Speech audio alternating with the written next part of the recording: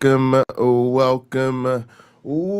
everybody to another edition of Hot Program. I am your host with the most, all the way from the East Coast, and as always, good people. I am in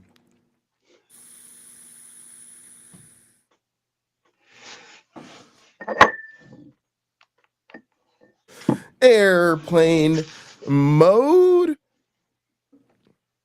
and now a man who is switching realtors.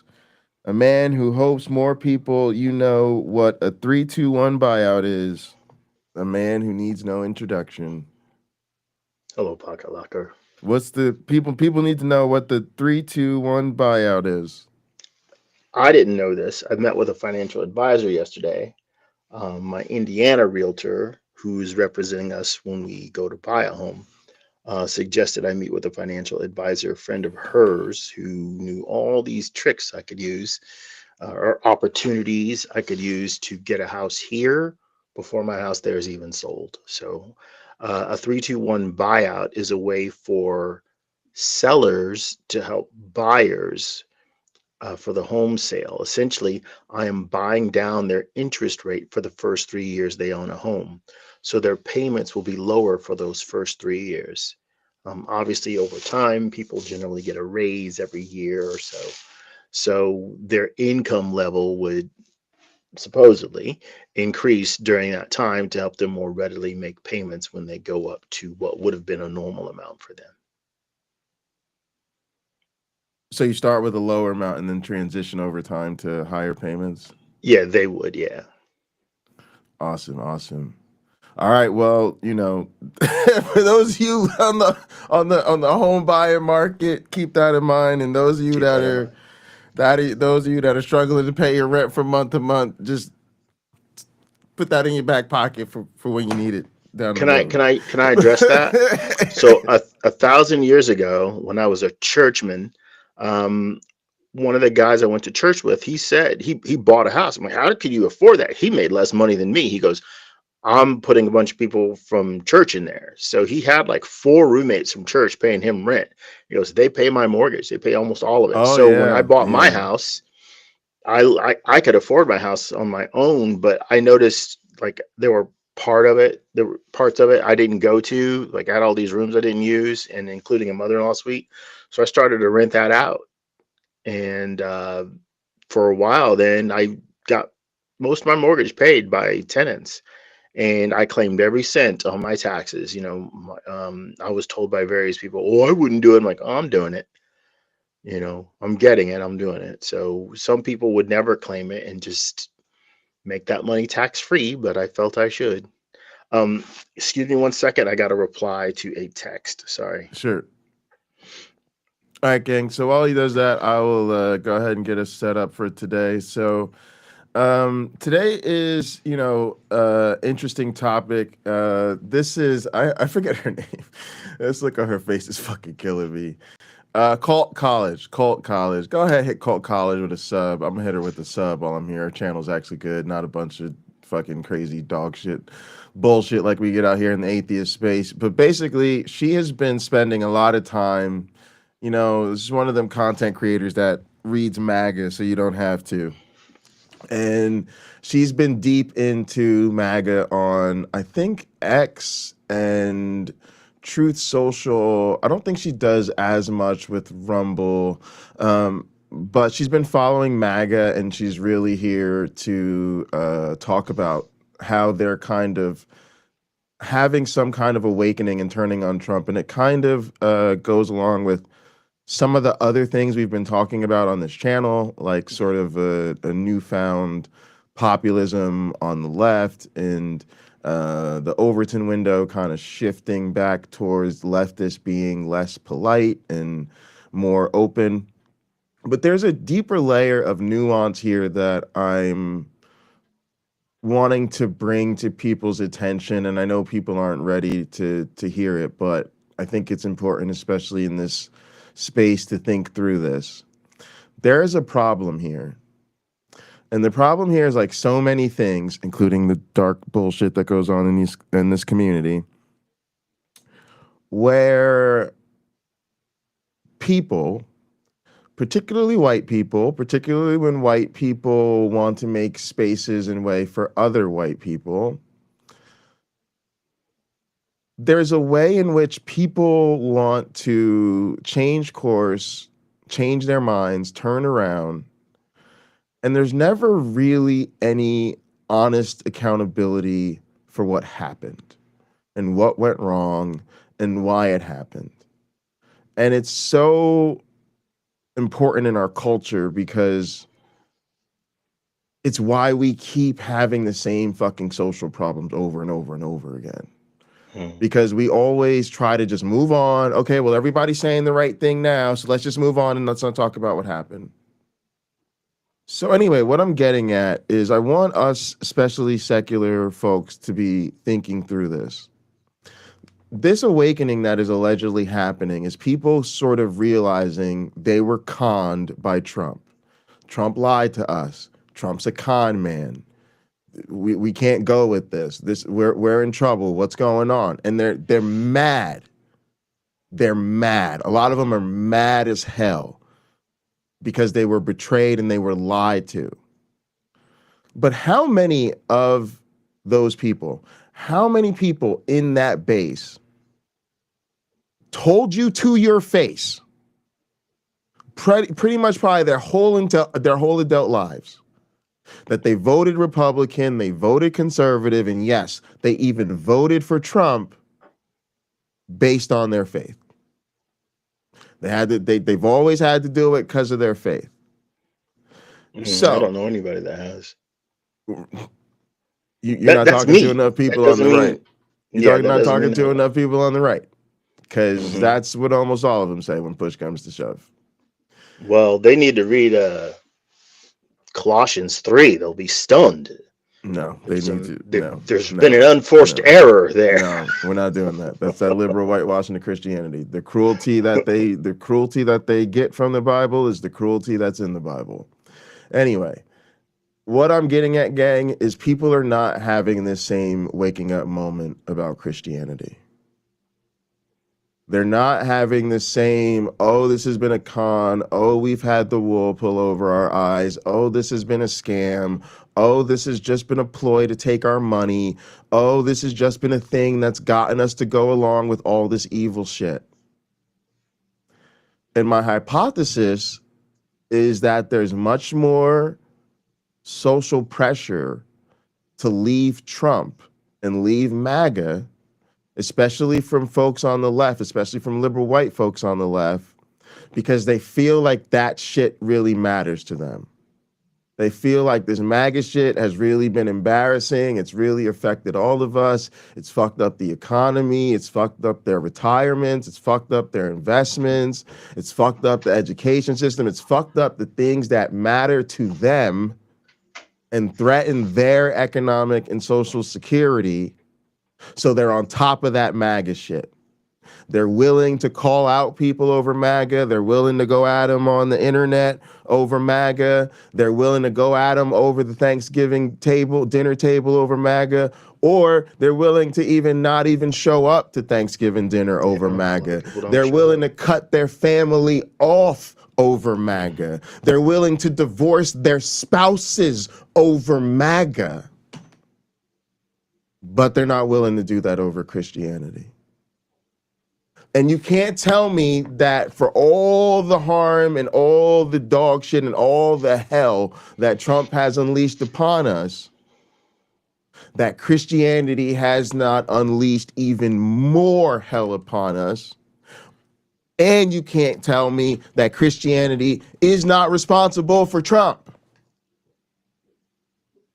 So what I need is for all my secular people, especially all my secular people on the left, to realize that, okay, when they come to you and they tell you they're done with Trump, and they tell you Trump's a con artist and a scam, and they're so embarrassed and they can't believe they ever went for that, I need you to hit them with, and now it's time to talk about the role your faith played in your allegiance to these people. And if you're willing to wake up to the lie of Trump and MAGA and all the bullshit, it's time you wake up to the much bigger lie that is your Christian faith. Because without doing that, we're going to have these same people bringing the very next hell upon this country, be it J.D. Vance, be it America First, be it fucking some liberal whitewashed Christian nationalism. Christianity's going to continue to be responsible for the very next hell that is unleashed upon us unless we grow a pair and say, welcome back to reality, welcome back to the adults table, welcome back to democracy, welcome back to cooperation and participation, but we are going to talk about these motherfucking lies. And going forward, your Christianity is no longer going to be a part of this decision-making process. And if you are unwilling to do that, I fear to tell you, you are missing the moment. You are not meeting this moment with the proper moral clarity that it requires. We have to stop being a nation that has preferred, privileged lies. Stop telling me how civilized and sophisticated you are. It doesn't matter. It doesn't matter. We are grown-ass people. If we want to live in the mature world of adulthood, we have to live with reality on reality's terms. That means you cannot privilege lies. Don't give a fuck if every culture around the world has its favorite fairy tales. When fairy tales start impacting, when the fairy tales start fucking up your bank accounts and your society, a civilization has to respond to the threat. And if you're not even willing to lay down the gauntlet of truth, then to me, like, quit crying about the social problems, because you're not really willing to confront the actual source of the issues. If you're gonna keep privileging the lies, just go ahead and accept what the liars want, because that's all you're gonna. If you're gonna keep letting them lie and just keep basing all their fucking decisions on the goddamn lies, go ahead and get back ready to go back. Just stop watching our program, get your little Sunday best on, and go catch one of them afternoon services. I recently had to remind someone about what their own Bible says, because he was saying what a great thing capitalism is, and socialism's bad and communism's bad. I couldn't call myself anything other than a capitalist, but I did explain to him, if you read the book of Acts, it's clear they had a commune going. They were communists. The church, the property was transferred to the church, which essentially represents the state in that cult. And the church saw to taking care of the needs of the people. That's literally what's in the book. He can't handle that. Jesus gave away free demon removal, free health care, fed people for free. That's not capitalism. Oh, I don't think that's the right approach. I just got to tell you. First off, I'm just telling you what I told him. I'm just telling you the left. We're gonna people sponsored his mission, right? The people who believed in him sponsored his mission. So the people had the means of essentially funding Christianity. That's not capitalism either. That's socialism, where the people own the means of production. So had the people pulled out, Jesus might have been walking around there by himself, having to turn rocks into food or something like that, or multiplying the fish and loaves for him and his disciples. They didn't have these other people. The same person I had to remind when he was talking, when he was posting about how that Genesis is true, it's history, that even within the first few pages of his own Bible, we know Genesis is not history, because it says there's a firmament, and there isn't a firmament. There's no geological evidence for Noah's flood. Like I said, None. that's why I think you're playing a dangerous game. You're look at what you're doing. You're trying to tell them Noah's flood isn't true, Genesis isn't true. Okay, but let's go over here to where Jesus is a socialist. Which, make up your mind. Is the Bible bullshit or is Jesus a socialist? The Bible's bullshit. But it's So but these are independent rounds of discussion that took place. So here's the thing. I could say the same thing about him. So make up your mind. Is this stuff that clearly isn't history? Or is your guy, was Jesus a capitalist? I can't remember Jesus talking about the art of the deal and the kind of money he made off the people that believed in him when he was selling them Jesus hats, Jesus shirts, crosses, Jesus keychains, and so on and so on and I so just don't on. understand what atheists get out of going into the I want to say sandbox, but I really honestly want to say pigsty, the pig's pen of shit that is Christianity, and getting in there and saying, let me play in this fucking mud with you and try to get you to a nicer socialist version of Jesus that quite Well, frankly isn't there. I don't think that's there. I'm I just being think honest with you. I don't think Jesus was a socialist. I think so. he was an People like you, apocalyptic preacher. he was. People like you and people like me, we're different. We're both non-believers. We're different. Um, there are believers that are different. You've heard me use this expression, hard ER believers, where every word of the Bible is absolutely true. I don't even need to turn 6 pages in the Bible to prove them wrong. I don't. But they typically won't accept me pointing out in their own personal Bible what the problems are. It won't sink through because it doesn't matter. You're talking about them essentially believing, they've selected some lies that they find comfort in and they choose to believe. I'm not changing their minds by proving them wrong. I'm not. What do you? And maybe nothing ever will change their minds. But again, But this is just such a cop out. What are we doing? What are we doing? You're literally just saying they're too emotionally attached. So I can't, so some now I are. have to go play in it. Okay, well then leave them alone. Leave them alone. I generally do. They're Again, too far gone. it's the audience I'm after. It's not the person. It's who's your audience. But That's who I'm talking to. who's their audience? Their audience, if Well, their audience is following that, their audience is likely them. They are their audience. They the same level of weaponized vile ignorance that person is putting out there is probably mostly who their audience is. And this is what I mean. Like, we're just this honestly, this is why I'm like so done with this whole atheist fucking online thing. Y'all just don't, y'all are just not serious. I just hate to say it, like, y'all are just not serious about this atheism thing. Y'all literally just think the Christianity shit is cute. It's like and you're not helping. Y'all are so fucking smart, but you're outthinking your own intelligence. People need strong, serious, decent people to just get fucking real with them. Cut but out the Pocket debate Locker, tactics. Cut out the bullshit. I Like, yo, I want to talk to you, like, real talk. And honestly, and that's what I'm saying. So leave them alone. Leave them alone. Like, right, but your I'm happy to resources, be your the atheist on intelligence. the plane. Yeah, I'm but happy to be the why? But atheist on the why? Fuck all airplane that. Fuck all that that. We talks to got people.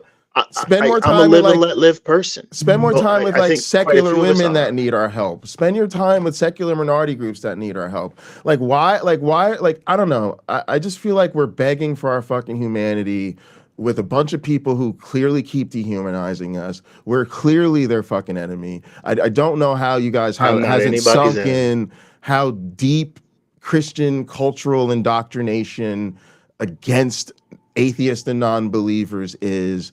Then we're just like getting in their fucking sandbox, but we're already quitting. We're already saying, I'm not going to be able to pull them out of their faith. I'm not going to be able to get them to think rationally. I'm not going to get them to be able to realize the Bible's bullshit. Pocket So then, Locker.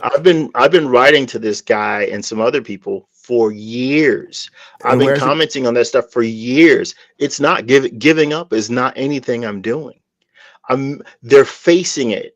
They don't like it. They're holding fast to their beliefs, but they're facing it, right? It's if I go to Frank Turek and I pose myself as a Christian, and it's one of these college things he does where he takes questions. Mr. Turek, if I'm sharing my faith with someone and they point out something in the Bible that appears to be not true, should I just lie and to the next person I share my faith with about that or not? What do you think he would say? Sorry, what was the question? If I pose myself as a Christian and I go to a Frank Turek college campus thing and I ask him, Mr. Turek, if I'm sharing my faith with someone and they point out something in the Bible that is factually untrue, when I share my faith with the next person, should I lie to them and pretend it's true? Yeah. Yeah, you should. What's he going to say? Yes, you should. I mean, he won't say And that, but he'll and give how some horrible is reasons. that, right? He's telling people to lie Honestly, I'm over when it. there's an untruth. Honestly, I'm over it. We don't It's care. demonstrably untrue. Nobody cares. Look, I'm not a belligerent person. I take the intellectual approach. I try to. But that's a problem. You're taking an intellectual approach to something that has literally no intellectualness to it. All right. X said the idea is to make it up as you go along. As long as you can retreat into a vague Christian label, everyone comes to your defense. I backed my mother into an intellectual corner. She said, God doesn't have a plan for me because It's not gonna work. I don't believe in him. Or was she saying because I don't believe in him? X, can you clarify that? Hang on, my one black friend is back. And then I wanted to read Kyle's comment because it sounds like what we kind of go back and forth over sometimes. Why? Oh, here we go. So Kyle's answer to the question of the day was, hang on a sec. The question of the day is, do you think the end of MAGA could be used to challenge Christianity? I think it needs to be. I'm not super optimistic that it will be. Kyle said, no, I do not. Let's get more rooted to racism, sexism, internal family systems, generational trauma, NVC, nonviolent communication. Kyle, I agree, but this is a back and forth we have in our community. I'm just going to be honest. I don't think you can do these things in the current Christian framework. I don't think these are things Christians can honestly take seriously within their world. And that's kind of what I'm getting at. We have to get honest about the fact that the reason we have so much racism, sexism, internal family structure issues, generational trauma, and violent communication is Christianity. It literally preaches these things. It teaches these things. It enshrines these things in people. It tells people these things are sacred, y'all. I agree. I wish we could just skip past Christianity, but we can never get Christians on board to address these issues when these are their beliefs.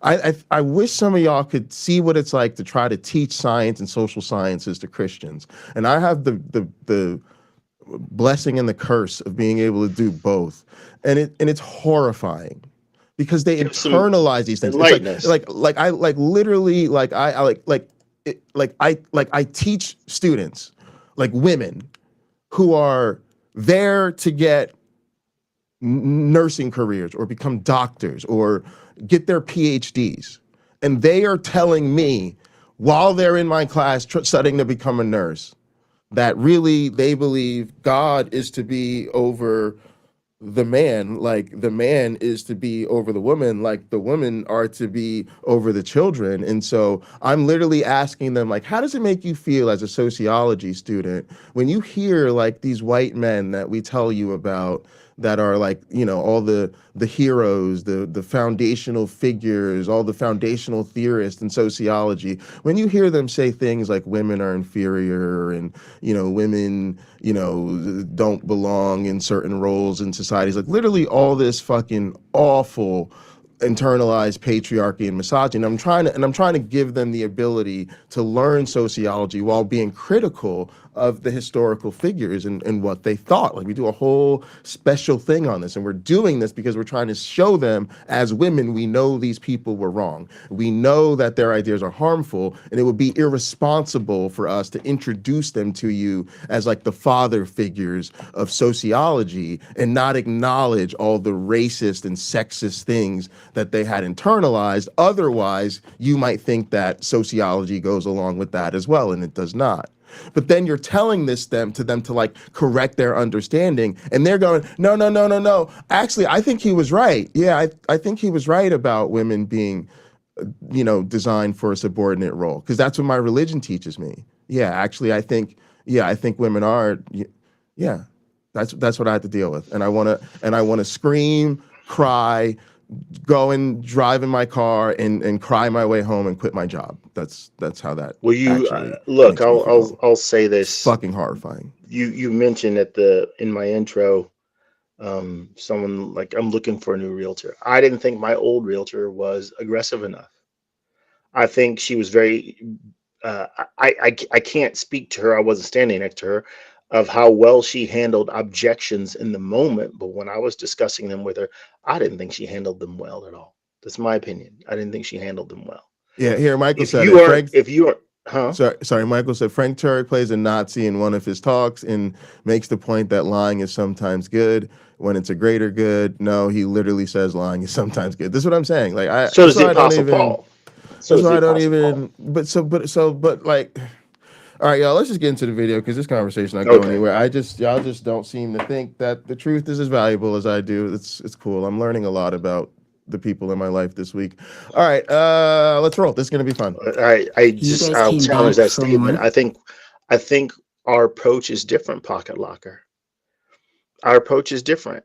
And it's okay. We've spoken several times about how different approaches are needed. You're not going to reach everybody by using the iron fisted approach, saying, hey, what you believe is a bunch of dumb shit, and you really should stop right now. Like, But y'all there's won't better try things to do with your that. time To and money. try it first. Y'all keep telling me my approach doesn't work without giving me data points on it. I don't like You know that. what? Look, you should do, if what you're saying is true, right? If what you're saying is true, you can do what Deconstruction Zone does, No, what no, Ian no, does, and have no, people call in no, and challenge you. no, no. Let me just be clear Call about in, the challenge you, distinction. and then No, let you me be clear about the so distinction. You're not. You guys are missing my point. I roll the way I roll.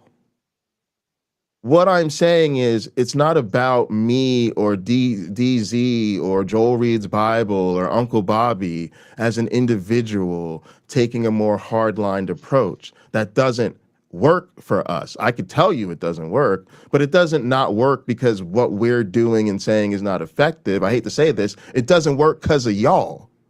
What I'm saying is the environment surrounding Christianity and conservatism and all this bullshit is prioritizing their privilege and their comfort, and it does privilege them. I don't know how you guys keep spinning all this magic in your heads, but when you allow these people, well, I'm gonna go play in your sandbox, and I know you're not really honest or really intelligent or really emotionally mature enough to handle the real truth, so I'm just gonna go in here and try to point out the nicer versions of your Bible and kind of steer you this way. When you guys do that, like, you are privileging their bullshit. You're treating them like there's something so special about them that they can't handle a normal conversation. And since that is the dominant environment that these people exist in, people like me, Joel Reed's Bible, Uncle Bobby, DZ, who's also a fucking asshole, by the way. I wouldn't really follow Deconstruction Zone anymore if I were y'all,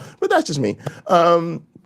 So what I would say is, like, we're just aberrations to them. And because our response is so unusual to them, that's why it doesn't work, because they just say, well, we're the mean ones, and I wish you were more like my one black friend. I wish you were more like Alex O'Connor, who does the analytical approach. I wish you were more like, Richard Dawkins, who's a fucking cultural Christian. Like, so when you guys are telling us what we're doing is not working, it's not working because they can just run to you. And since they can just run to you soft people, it just makes us look like assholes. That's why I'm sick of it, because it's like, y'all know we're fucking keeping it real with them, but instead of saying, yeah, I actually agree with them, and like, yeah, you're kind of sitting on some bullshit and some motherfucking fairy tale, y'all are like, well, yeah, they're super mean, and no, actually, come, let's look over here, and Jesus loves all the people, and let's do liberal Christianity because it's nice and fun. So that's why our shit doesn't work. So what I'm saying, when I say try it our way, I'm not saying I'm saying as a society, as a culture, like we need to move the culture into not accepting Christianity. We need to move. It's the same thing. And again, I know y'all think I'm sounding crazy, but think about what's happening politically. I'm actually glad now that we had this conversation, because that's literally my point when I talk about this MAGA shit. That's literally what I'm saying. I'm saying with the MAGA shit, we changed the whole environment, right? How did we end up with MAGA? Last time, just rewind the clock, not back all the way through 2025, but rewind it a little bit further back to 2024. When we were telling y'all, stop playing these fucking games with MAGA. And y'all were like, no, don't call them out. You got to meet them in the middle. You got to meet them where they're at. You got to do I wasn't saying that about MAGA people. Okay, but a lot of motherfuckers were. It's not all about us. A lot of motherfuckers were. And if you're not paying attention, let me tell you about the shift. That's what we're here to talk about. The shift. The shift is now, I've had it podcast. I have had a podcast, wasn't popping like this before 2024. They weren't popping like this back in 2023. Nobody was popping like that. Why? Because the tone is changing. People are sick of the both sidesism. They're sick of the being polite. So now you have this dark left energy. You have people on the left calling people out. They're cursing them out. They're cutting off family and friends, right? They're taking a much harder stance politically. They're saying we're done with the polite bullshit. The polite bullshit got us nowhere. So now we're coming out swinging, and what's happening? The political window is shifting to the left. The populist energy is shifting to the left. What I'm saying is that is the same shift that needs to happen when it comes to discussing religion. And it's not about the individuals saying, oh, we need to come out swinging and take a harder approach. Those individuals have always been doing that. It's about the meta changing so that the normies, the family and friends, the people that don't have channels, the people that are just following on social media but not creating content, like, nah, I'm sick of this bullshit. Now, I'm not going to keep pretending that Christianity is morality. I'm not going to keep pretending that you're all that you worship an all-loving God that's going to send everybody that doesn't believe like you to hell. I'm not going to hear this fucking foolishness about there being a curse on the world called sin. And I'm not going to listen to Christians preach to me about morality when y'all just brought us Trump. You just took away the women's right to abortion. You just backed the genocide in fucking Israel. Like, all the list goes on and on. The Epstein files, the January 6th, the COVID-19 responses. That's what I'm talking about. I'm talking about people having the same fucking shift in tone that they have had politically about the religion that brought about the need for the shift politically in the first place. And it is not just, oh, Jay, you take your hard ass approach and I'll take my friendly approach. Because as long as you keep taking your friendly approach, they're just going to run to you where it's comfortable. And what I'm doing is not going to work. But when that comfortable dries up, when they go to their nice atheist friend and their nice atheist friend is like, actually, I don't feel like playing nice with Christianity anymore. Well, no, friend, I want to debate the intellectual arguments about the objective morality and the argument from contingency. Have you heard that everything that begins has to have a cause? And instead of being like, well, yeah, let's sit here and discuss the finer points of women, they're like, no, fuck that bullshit. Like, I'm tired of this. Christianity is not true. Do you have some evidence? Can you give me evidence or a good argument? If not, shut the fuck up. I go there. I want evidence. Show me. That's all I'm saying. So let's do that. But when my friend from all the way from kindergarten says, "Look at the trees." Stop. This is both sides. Hang on, Theo. No. Y'all got to stop this. Sorry, I'm just done with the liberal narratives. No, I think both ways can have some impact. Reform from within and question the whole thing from, and I can't see what's damn near meaningless statement. Sorry, y'all. We got to get critical. I'm a goddamn professor. I'm gonna do some. No, it's pocket locker. You have a different. Listen approach. To what I'm saying. You guys not hearing me. Thanks for the comment. First off, what does that mean? Any approach can have impact. What does it mean to have impact? I'm saying it's too vague, and you're not understanding what I'm saying. I understand there's a million approaches that can have some impact, and a million approaches can affect a million people different ways. What I'm talking about, y'all, is the cultural and social environment, and there's always gonna be a meta. You're always gonna let's take 100 atheists, put them in a room, and now ask those 100 atheists a slew of questions so we can figure out where they're at on the spectrum of liberalizing Christianity, being all friendly, or forcing that shit out the door. We cannot keep saying there's a myriad of approaches I fucking get that. I'm not a fucking idiot. But what I'm saying is the overall environment has a temperature to it. The average approach has a temperature to it. And that matters because it creates the much larger environment in which those various approaches take place. And so what I am saying is you're not actually able to evaluate the merits of the approaches themselves when the actual environment that they're taking place in already privileges and preferences certain approaches. Y'all, this is basic sociology. You have to stop thinking about individual psychology. You're saying individual people have different psychology. So individual receivers are going to receive different messages differently. Got it. I understand that. You're also saying there's psychological differences in the actor, different counter apologists, different people who are activists, different organizers. They have different psychological approaches, different backgrounds, different expertise. So they're also going to take a myriad of strategies. I get that.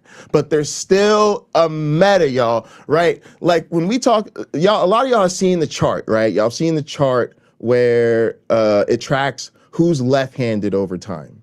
Right? Who's left-handed? And you'll see that like back in the early 20th century, it was like real low, and then it started to go up, and then it shoots up, and then it flatlines, right? And he asked students about this, because we say the same thing about trans. When does this come up in my class? It comes up in my class when I'm talking about trans people. And students start going, oh, there's trans people all over the place. There's so many trans people. Whoa, why there's so many trans people? And I show them that chart, and they immediately make the connection.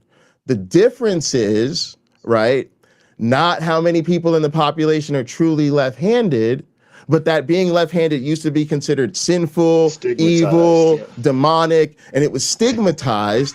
And so once it became less stigmatized, you saw it rise in frequency, and then it eventually does what? It flattens out once you reach the true frequency. So is it that being left-handed all of a sudden became more or less effective, quote unquote, or there was like an adaptation and all of a sudden more people were being born left-handed? No. The cultural environment changed, and all of a sudden people who were left-handed went from being considered evil sinners who had to hide their left-handedness to all of a sudden it was neutral, it was fine, it was acceptable. So now all of a sudden more people are openly left-handed. That is what I'm saying is the change. We have to change the cultural environment, because right now, the Uncle Bobbies, the deconstruction zones, the Jovans of the world, we're left-handers in the early 20th century. We're left-handed, and our left-handedness, being crazy, being aggressive, it does work sometimes. It does get through to some people. Sometimes. But most people, certainly all the believers, think we're fucking assholes, and they shut us down. And then most of the fucking atheists say we're fucking assholes, and they shut us down. So most people don't think our approach is effective or don't want to hear what we have to say. Because again, they can go to the other 97% of the population, Christians and atheists included, who are going to be like, yeah, those real mean atheists over there, yeah, they're sitting on some bullshit. They're being totally rude to you. We'll be nicer to you over here. So look, you don't have to agree. You don't have to agree, but it's please not important to me. It's not important to me that you are not rude to people. It's important to me that I'm not rude to people. That's fine. If you want to go ahead is if you're walk in a church and say, like Uncle Bobby would, y'all all sitting on some bullshit. If you want to say that to them, that's your prerogative. But see, I don't think he would do that. But he says that in his podcast. I've been listening to him lately. He's sitting on some bullshit. He's never said he would go into a church and say that. He never said that. But I'm saying you're the mean atheist. You go right in there and you try it. It's Let me not. know It's how it not. It's works. not even about being mean. See, that's another I guarantee you, mischaracterization. you'll It's have one not. of the I've most said. I popular said we're YouTube called. shorts I said we're ever. called mean, but we're not So being you're called mean. mean. We're So about. We're about who? practicing radical honesty. And again, you don't have to agree with me. All I am saying is I want I'm not people to gonna agree with understand the you. No. point. You're making this about a difference between our approaches. What I am saying There is is one. I'm making, okay, that's fine. And I'm saying my approach can't be accurately assessed for its effectiveness because the culture is dominated by your fucking approach.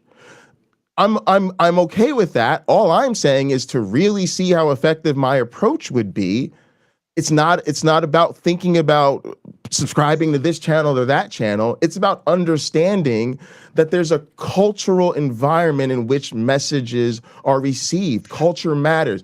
It's called symbolic interactionism, if you want to think about it like technically. It's the idea that labels matter, and there's a politics and there's a culture and there's social norms that dictate who gets labeled what. And so what I'm saying is, like, for instance, if there's a meta that says you don't talk about politics, and people know you don't talk about politics, people who say, hey, I want to have this political conversation that's really important, part of the reaction to them doing that is going to be dictated by the cultural norm that says you don't talk about politics. So a person who talks about politics in a society that is dictated, you don't talk about politics, is automatically considered deviant, both statistically deviant, meaning they're deviating from what the normative behavior is, and they're going to be considered deviant based on values because we've placed a value on not discussing politics. Now, if that changes, like it's changed in our society, the prohibition of discussing politics and religion in 2025 is nowhere near what it was in 1970, which was nowhere near what it was in 1950. Right? So it's become more normalized than it was. That's what I'm talking about. I am just literally being honest with y'all and saying, stop thinking that these approaches are all about the individual giving the approach and the individual receiving the approach. I'm literally a sociology professor asking y'all to think like sociologists, which is that there is a social environment and a context that all of these conversations happen, and that environment colors and filters how the messages are received.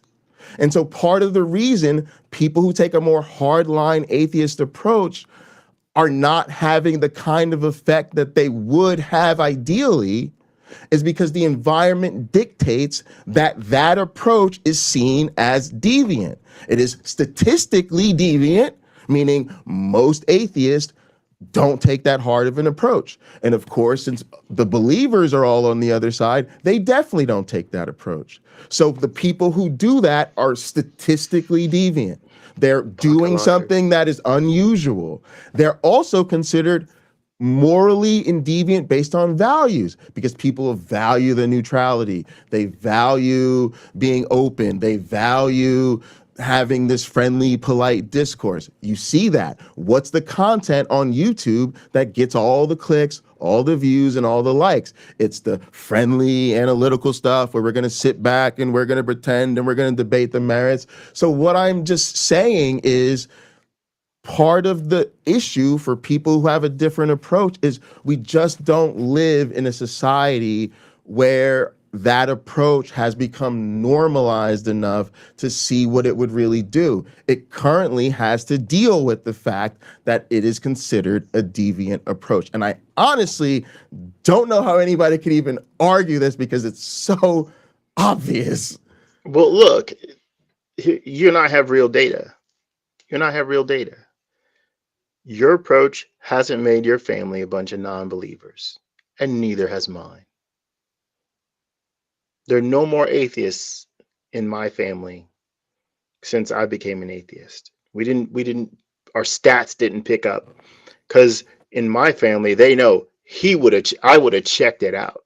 The reason I don't believe is because I studied. It's not because I just decided not to one day. The reason I don't believe is because I found real problems that I can't adjust my morality to sink to the level of the God of the Bible. I can't do it. I'm already Right. superior to that. And that's Morally my critique. superior. My critique is that the reason that atheism is not making strides is because of exactly what you said. Most atheists are prioritizing, and for good reasons, family, friends, work, marriages, communities, on and on. They are prioritizing that culturally accepted approach. And the culturally accepted approach for atheists is to just try to be accepted. Is to just try But to you go took along to the get your along. approach is not just trying. I'm not. Your approach is I'm not coming to Christmas dinner, Right, or you're your right. approach is, hey, I'm not going to stand around for this Right. prayer that you And guys so let keep me be doing. clear. Let me be That's clear. your What I am approach. And saying, and, and and hold so let on. me no hang And on. I Go use ahead. this example from the Grinch that stole Christmas. They all still gather around and sing Bahu Dore, even though all the Christmas gifts are gone. Right. So my point So it's is not about you. It's no, about but them here's my gathering point. and them worshiping. But here's my point. Mhm. Me deciding to not show up for Christmas dinner is never going to be effective because, again, it's the deviation. Most atheists go home for Christmas and shut the fuck up. And most atheists actually probably pray over Christmas dinner. We bow our heads to Jesus, and they go along with it.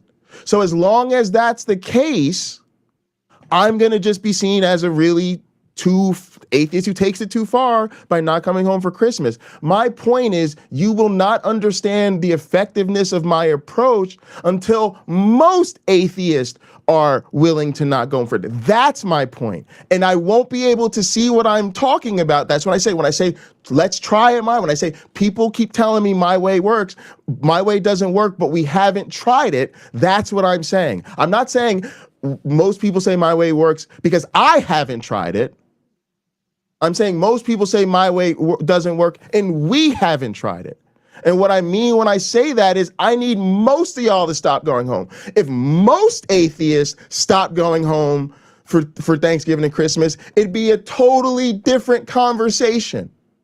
It would be national news. It'd be all over social media even more than it is. It'd be written about in the newspapers. Churches would be freaking the fuck out. That's not happening when 15 atheists scattered across 13 states don't go home for Thanksgiving. Nobody cares. They're just seen as rude atheists. That's my point. When the Overton window actually shifts, and that's exactly my point comparing it to Trumpism. That's exactly what I'm saying. I'm saying MAGA affects people enough, particularly who has the power base in this country, white people. Who are most white people in this country? Christians. I don't care what side you're on, whether you're on the right or the left, we live in a country where most of the electorate is white Christians in power. So what I am saying is, for some reason, whether you're on the right or the left, this MAGA shit started affecting people so much that people on the left, again, were willing to cut off friends over it. We're willing to cut off family over it. We're willing to curse out their racist uncles over the dinner table or not even come home for dinner. And in that tension, that helped shift the environment. And now political conversation, yeah, why are we being so nice about this? Why are we being so polite with these people who keep thumbing our faces in it? And so that meaningful shift actually changed the environment, and now we can make moves on the left. I am saying for some reason, and I suspect it's because really the patriarchy, the misogyny, and the racism and all that other shit that Christianity brings into our society does not affect those privileged white people to the extent that MAGA does. They are more willing to go to bat and to go to battle over MAGA than they are over Christianity. And that if people did this same shit that we're doing with MAGA over Christianity, the same way people are waking up to the bullshit of MAGA, they'd be waking up to the bullshit of Christianity. That's why I wanted to have this conversation, because I want people to think about, damn, we really did put some pressure on these MAGA people. And even though it's slow, and it's just still a little weird over there, and it's a little too late and all that. There are real changes happening over there. And then I'm asking myself, why are we not seeing the same thing happen with Christianity, which has been affecting us and ruining society way longer and way more seriously than Trumpism has? And I had to come to the conclusion it's because it doesn't affect those people in the same way. And so they're not yet similarly motivated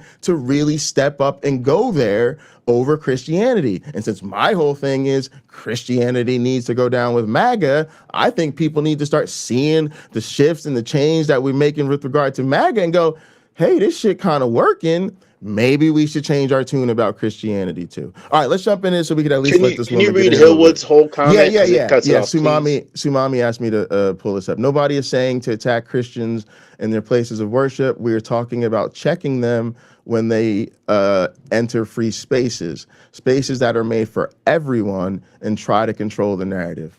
Yes, that's, I think, a fantastic way of putting it. Okay, so let me just address this real quick. I know you want to get in the video. Go ahead. Just humor me. We can go back to my interactions on Facebook. When I talk to, there's probably 3 diehard MAGA people and their audiences, which are probably about as small as my audiences are on Facebook.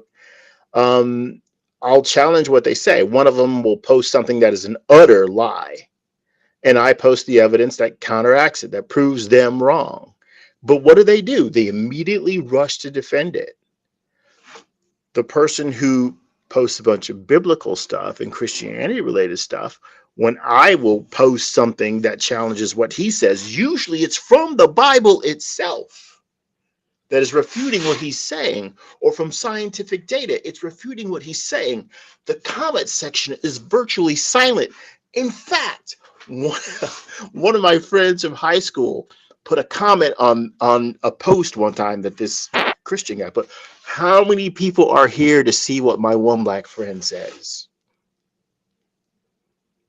Literally, did you come to this thread just to see what I would say in reply? Right? It's not the doubling down that we see out of MAGA. Oh, it's all lies, or Trump didn't get convicted of that, of stealing from his charity. Like, no, but his family can't operate a charity in the state of New York anymore. What does that say? Evidently, they did something wrong. But it doesn't mean enough to them to switch. One guy said, until I see him with the dead body of a 12-year-old boy that has been molested or something of that nature, he's still going to be a Trump supporter. Yeah, that person is a useless waste of your time. And does it have to go that far? Right? We're all about to. I'd be willing to bet we're all about to watch Ghislaine Maxwell get a partner. I can tell you based on shit going on in this atheist community. Yep, that's what I missed what somebody just said. Something that's too polite. People in the secular community want to see crimes committed on camera in front of them to believe they happen. Yep, that's actually, yep. What did that person say? That don't sound like Christians at all anymore. All right, I think when people try to stay too polite in conversation about certain topics, they allow themselves to just get walked all over, and their principles can easily be thrown out of the window in favor of staying polite, even in the face of horrific shit. And she said, my family stopped forcing me to pray at dinner. Eventually, they stopped going to church on Christmas altogether. And now my mother flat out weighs off the Bible altogether. It took 35 years, but...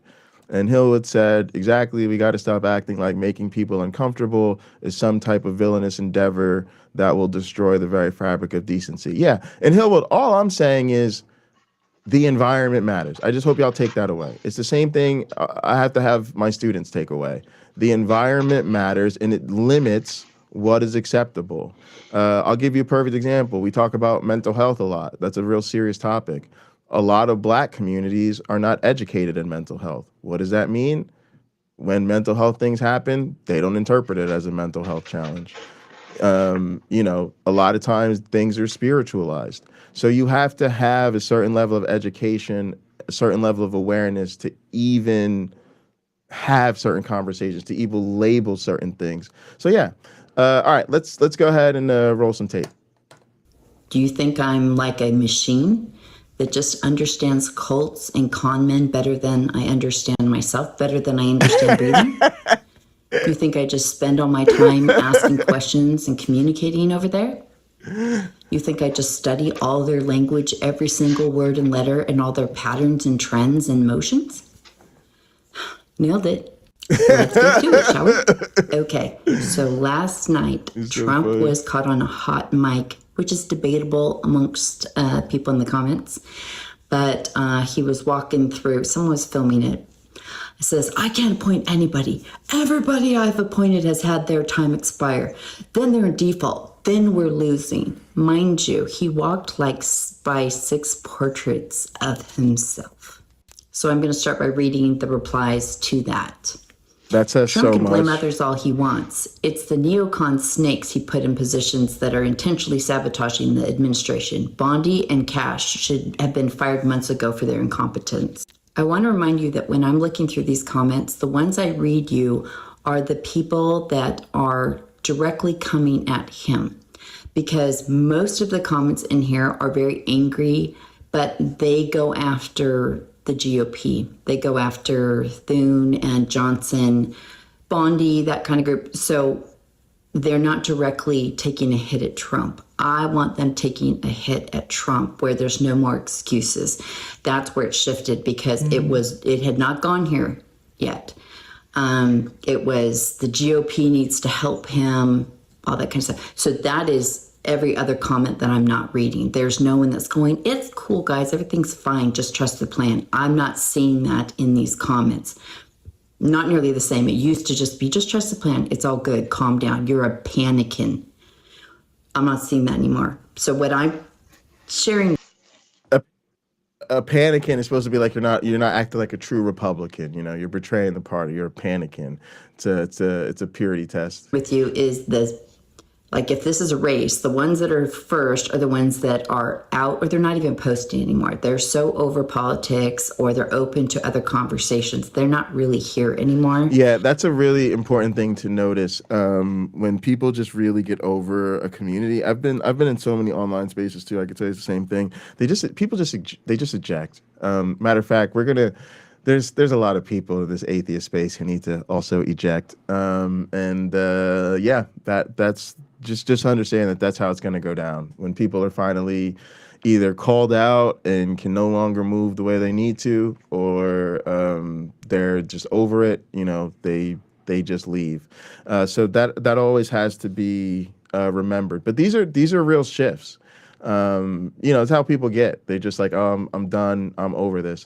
And so my thinking is, this is what I really want to see happen with Christianity, and it'll be the same thing where it would start where certain people are critiquing their church or their denomination or certain stories, but what you're really looking for is the ones who start to wake up and say, no, I have to, and it's amazing because I really do think that Christianity is just benefits from so much privilege, and people don't even realize all the ways in which they privilege Christianity. And that's what you really need to see is you need to see people what's going on with MAGA is people are understanding the cost of their identity. They're understanding, I have identified with this movement. I voted for this man. I supported it. So I have been paying the cost of my belief and my loyalty. And we don't do that with religion. We keep putting the burden of religion almost on other people rather than people realize, no, you believe this. You're the one going to church every Sunday. You're the one wearing the cross necklace everywhere. You're the one saying Jesus is the reason for the season and God is your answer to everything. And they're lying to you. And that's what we need to see. The same way we were able to say to people back, and he lied to you, and he was a criminal, and he was a crook, and he was corrupt. We need to say the same thing about Christianity. There's very few of them posting. So the next ones in line are the ones that are doing direct attacks at him. That's where I can see where the movement is going. And every day that group grows. That's part of how I measure this.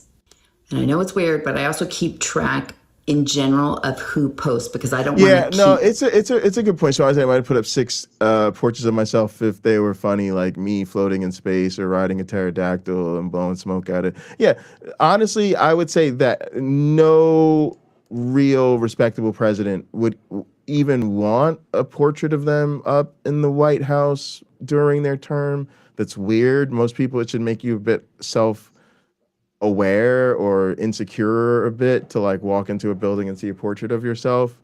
But Trump walked past 6 of them. That just tells you so much about his narcissism. Telling you it's the same people posting over and over again, because that doesn't really work. I have to see new names and more of them. The American Republic is essentially over, boys. Boo hoo effing who, capital letters. Cry me a goddamn river. You said you don't want our support anymore anyway. He's done. There's nothing he can really do against both sides of the system. Hopefully JD can win after him, because if he doesn't, we all know what they'll do. And they are absolutely spreading this idea that they will all be arrested, jailed, or pew-pewed. In response to that comment, I saw, "We're cooked either way, bro. I am pretty patriotic, all things considered. I would die for the ideals of this country if it came down to it. But I just don't see how we can get out of this politically." I love when people say shit like that. I would die for the ideals of this country. Yeah, but you wouldn't. Then you wouldn't be MAGA if that was true. But you wouldn't even vote for the ideals of this country. You didn't have to die. That's You where just I'm coming from. had to go into the booth and pick the adult over the toddler. That's what you didn't have to die, my guy. I think we will regress and become more and more corrupt like Rome did. So they are definitely sharing a sense of hopelessness that was not there before.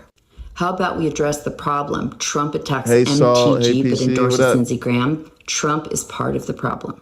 Then we've got the replies to the one that said, basically, like, what do you say? So hopefully JD can win. These are the replies to that, which I highlight in pink because JD prance. I'm not voting for any of the shit streams in this administration again. JD Vance can get. It's not going to be JD. I'm starting to think MTG is setting herself up for a run in 2028. I think that is a definite possibility. I know she says that is totally untrue, but I trust her as far as I can throw her, and I could barely throw a nickel. Why would JD be any different? No solution. I hope MTG would run. I'd vote for her, especially over Peter Thiel. Oops, I mean JD Vance. They have those two very connected. I do not like it. It won't make any difference if JD wins. If he has an America First agenda, they'll do the same thing to him and anyone else who puts America and Americans first. They are traitors. LMAO FJD, Israel Shill. JD is a Manchurian candidate created and installed by Peter Thiel. JD is an Indian. Stop talking about JD.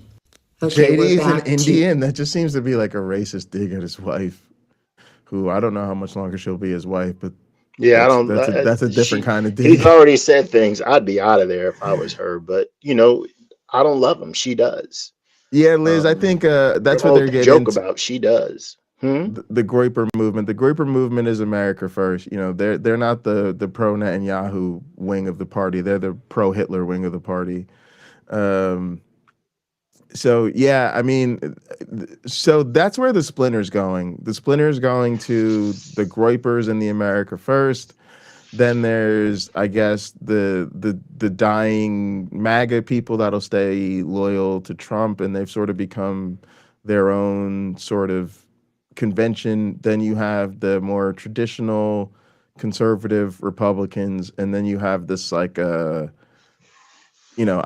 think the MTG movement is probably going to ultimately end up being America First as well, but they're not quite all aligned yet. Right now, they're in a period of splintering and internal conflict, which is good. We should be capitalizing on it. People replying to the hot mic where he's yelling that his people aren't getting put in and that time's running out and that they're losing. No shit. That is why you were supposed to drain the swamp, R word. The thing we elected you to do. Trump, you openly chose to ruin your name and What did brand we to the say he point was? I where don't even remember, eventually your Dave. name will be trash. Trump doesn't need anyone. He's in control of the military and can call martial law to arrest Congress for inaction. So I'm seeing more of these calls for him to like just do martial law and, get all of Congress and make everyone do what he wants. So I've had to explain to them what martial law is, much as I've had to explain to many of you, and that is not really a thing that Trump can do. He is not really in charge of the military the way people think he is. So that's not anything I really ever stress about. So both sides need education on martial law and the military and Trump. Yet he keeps endorsing the swamp creatures. Told you his plan was a scam. This dude can't get shit done. Hot mic my ass, nothing happens by accident, especially in that building. Walls are closing in on Trump. He complains, but look who he surrounds himself with. He is losing his agenda and voters. This would be a legitimate complaint except for the last 10 years. Trump has overwhelmingly endorsed every single establishment candidate during the primaries, not to mention he routinely keeps trying to seduce Democrats and then gets played for a fool like with Queller. I don't know, the guy that he pardoned that's a Democrat. And then he's like, yeah, I'm still going to be a Democrat and I'm going to run for office. And then Trump threw a tantrum. I don't know, if it looks like a lame duck and walks like a lame duck, go cry somewhere private, Trump. Well, welcome to the party, you effing old senile piece of shiz. Where have you been the last 11 months? We've been saying this for 8 months. Why is he just seeing this now? These traitorous Republicans need to fear for their lives or they won't do a thing for him. These traitorous Republicans need to fear for their lives or they won't do a thing for him. I just wish they had this energy about their church. So this is the other things that people are saying, like they're either calling him out or they're calling out the Can you Republicans. pause it real quick? But what I'm Sure. Pause it real quick. So what you said, here's what's important about that.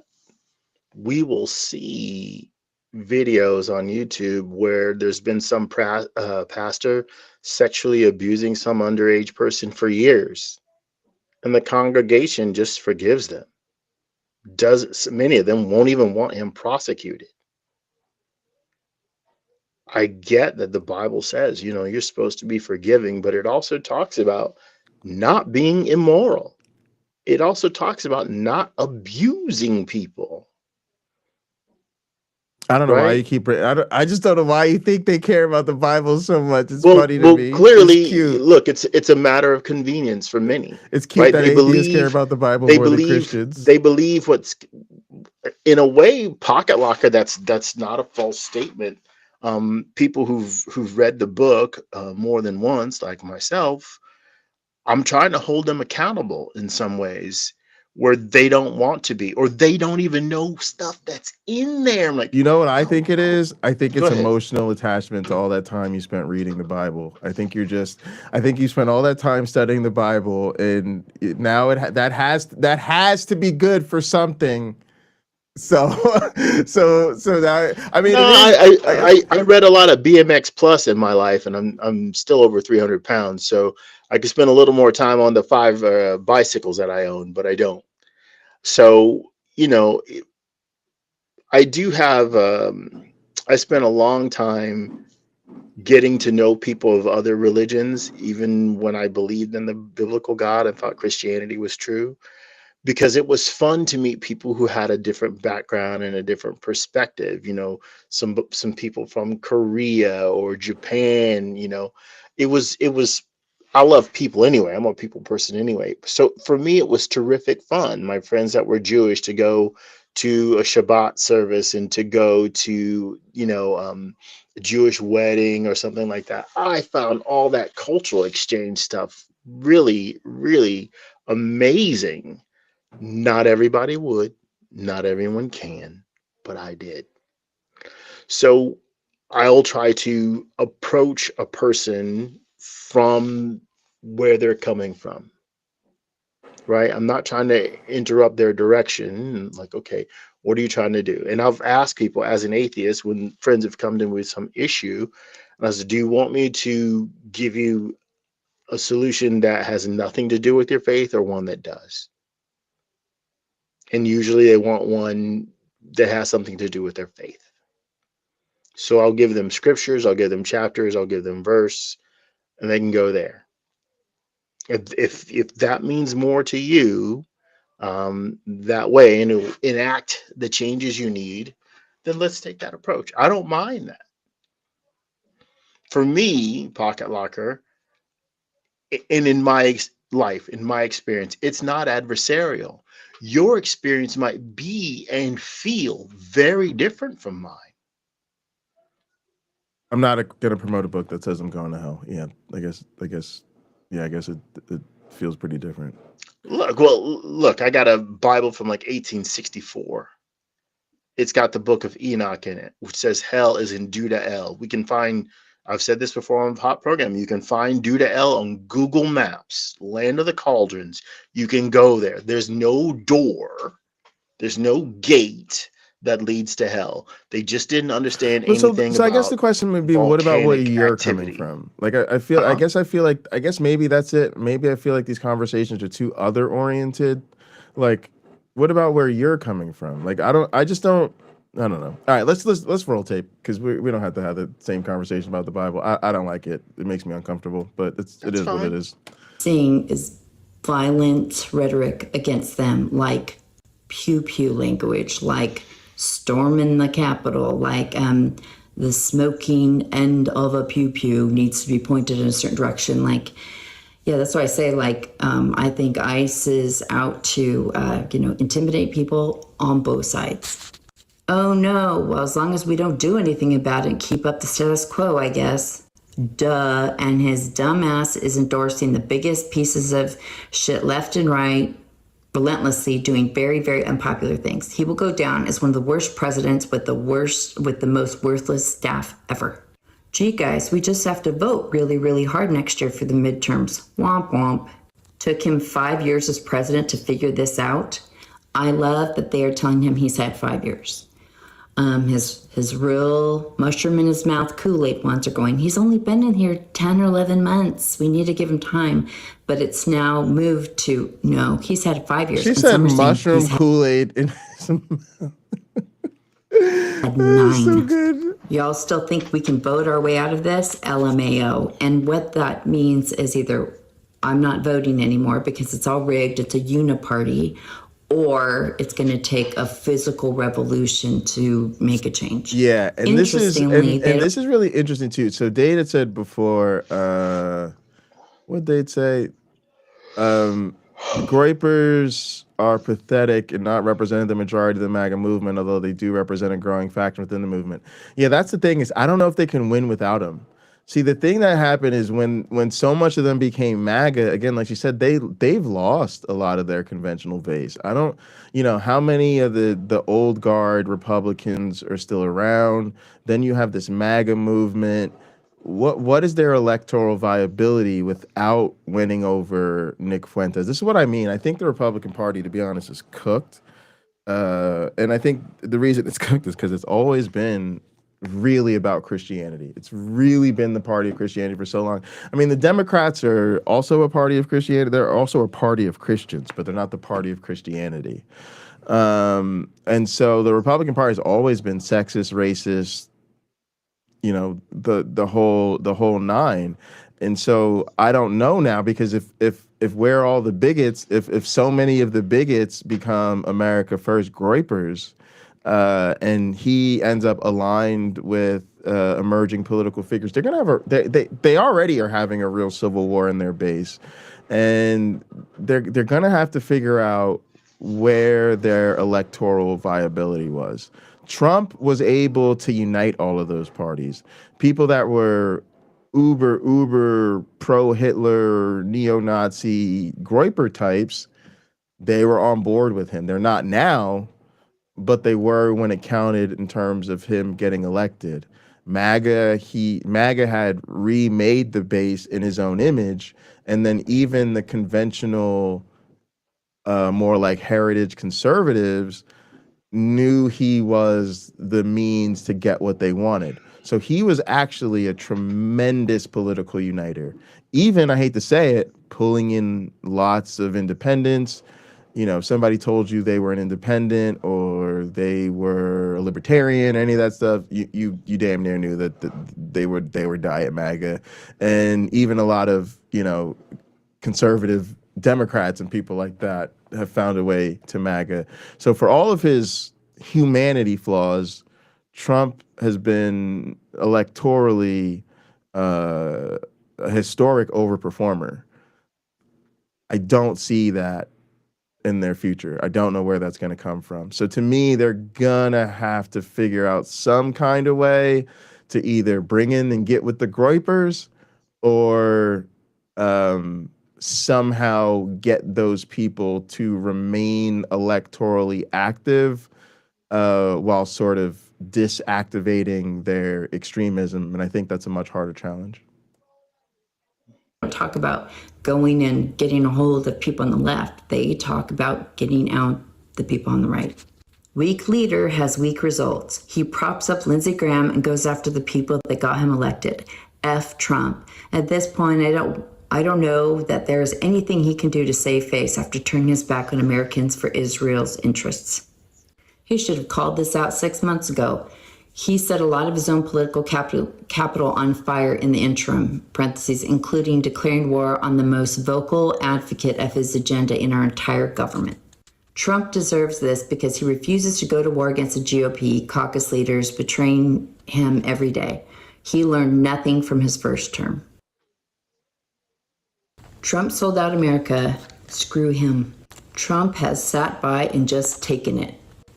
Trump likes to bitch and complain and not actually govern. It's a superficial presidency. Why doesn't Trump attack why don't they ask these questions about their churches? Oh my God, their churches are not helping anybody. They're making off with all this money. They give them all these false promises of health and wealth and prosperity. And dudes are rolling around living in mansions, rocking the nice $5,000 suits. Like, y'all, we need this energy about religion. Oh my goodness. With the prosperity gospel, statistically, some people that will succeed. And that's why there's a beautiful, you study sociology and you teach it. There's a beautiful fail-safe mechanism built into Christianity. You didn't have enough faith. Yeah, well, I feel like that same logic applies to capitalism. Faith I don't know why people are still fail supporting you it. failed faith. You failed God. You failed to believe God would change his mind enough to make you wealthy. Get you a new car with no car payment. Get you that house, Hey, Robin. And MTG. Why does he love on them? None of this makes any sense unless he's not really upset. He's too busy bitching about Rand Paul, Tom Massey, and MTG. I gave him way too much credit. He's horrible. Too much credit. Better than the alternative, but he truly sucks. Better than the alternative. They're still so delusional. They're still so delusional. Okay, this next group of comments, gang, hit the like and the is sub. in reply to Susie Wiles. She did some kind of an interview where she said she's thinking of having Trump get back on the campaign trail and do rallies again and do it like he's running for office and kind of re-energize the base by his promises, kind of like 2016 again or 2024. And she's like, I haven't told him this yet, but this is like what I'm thinking. But see, that to me is their church. That is their Christianity showing up in their politics. When things start looking bad, what do we need? We need a revival. And it shows you that they really do enjoy those presidential electoral years because Trump's doing rallies, Trump's giving speeches all the time, and it fits within their Christian framework and it feels good to them and there's activity and you can tell that. So that's what oh man, things are getting bad. We need a Trumpist revival. Get them back out there, make them do rallies again. And the funny thing is they're doing all that and they will to be honest, they're walking themselves back into it because what they're really asking for is let's have Trump do the rallies again. Let's start feeling the Holy Spirit of MAGA move within us. And then once we recapture that energy, we're going to have to keep rolling with it and just, hey, I guess we should just let him run again. And of course, he's already selling Trump 2028 merchandise. So this is how, I mean, these people are still crazy and deluded. And this to me is why Christianity has to go down with Trump. You've got to recognize these people are still functionally illiterate, and that's what religion does to people. That's my new thing. As an educator, I've seen enough that I feel morally obligated to really speak out against it far more strongly. Christianity makes people functionally illiterate, and you're seeing it in the delusion in these MAGA people. These are replies to that idea. He'll be doing rallies in front of 100 people. Who the hell still believes Trump's shtick? Oh, I love that His one. crowds were This is all just pathetic puppetry in a dying cult. By the time midterms come around, all that's left Pathetic puppetry in a dying cult. Imagine hearing them say that. Again, they're saying, I accidentally hit the mute midterms come button. around. It leaves Trump's. He'll be doing rallies in front of 100 people. Who the hell still believes Trump's shtick? Oh, I love that one. That's so good. This is all just pathetic puppetry in a dying cult. Pathetic puppetry in a dying cult. Again, we have gotten them there on MAGA. Why are these saying? Because you know that person's a Christian. You know, y'all all know we somewhere between 90 and 95% sure that motherfucker definitely a Christian. Why are they seeing this about Trump, but not seeing this about something they've been dedicated to their whole lives? It's because of us, y'all.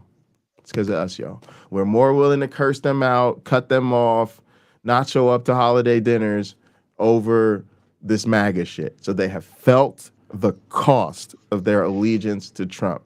They have not felt the cost of their allegiance to Christianity because we have not made them feel that cost of their allegiance to Christianity.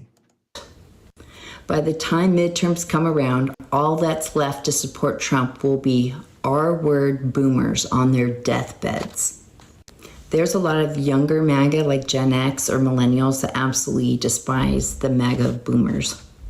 It's going to hurt because people already know that Trump is a liar and does not stick to what he promises. No one's going to believe him except the loonies. They were MAGA, but now they think the ones that completely believe in him are loonies and members of a cult because they are, but they are able to see that now. The ones that believe in him are loonies and are members of a cult, and they can see that now. Mm-hmm.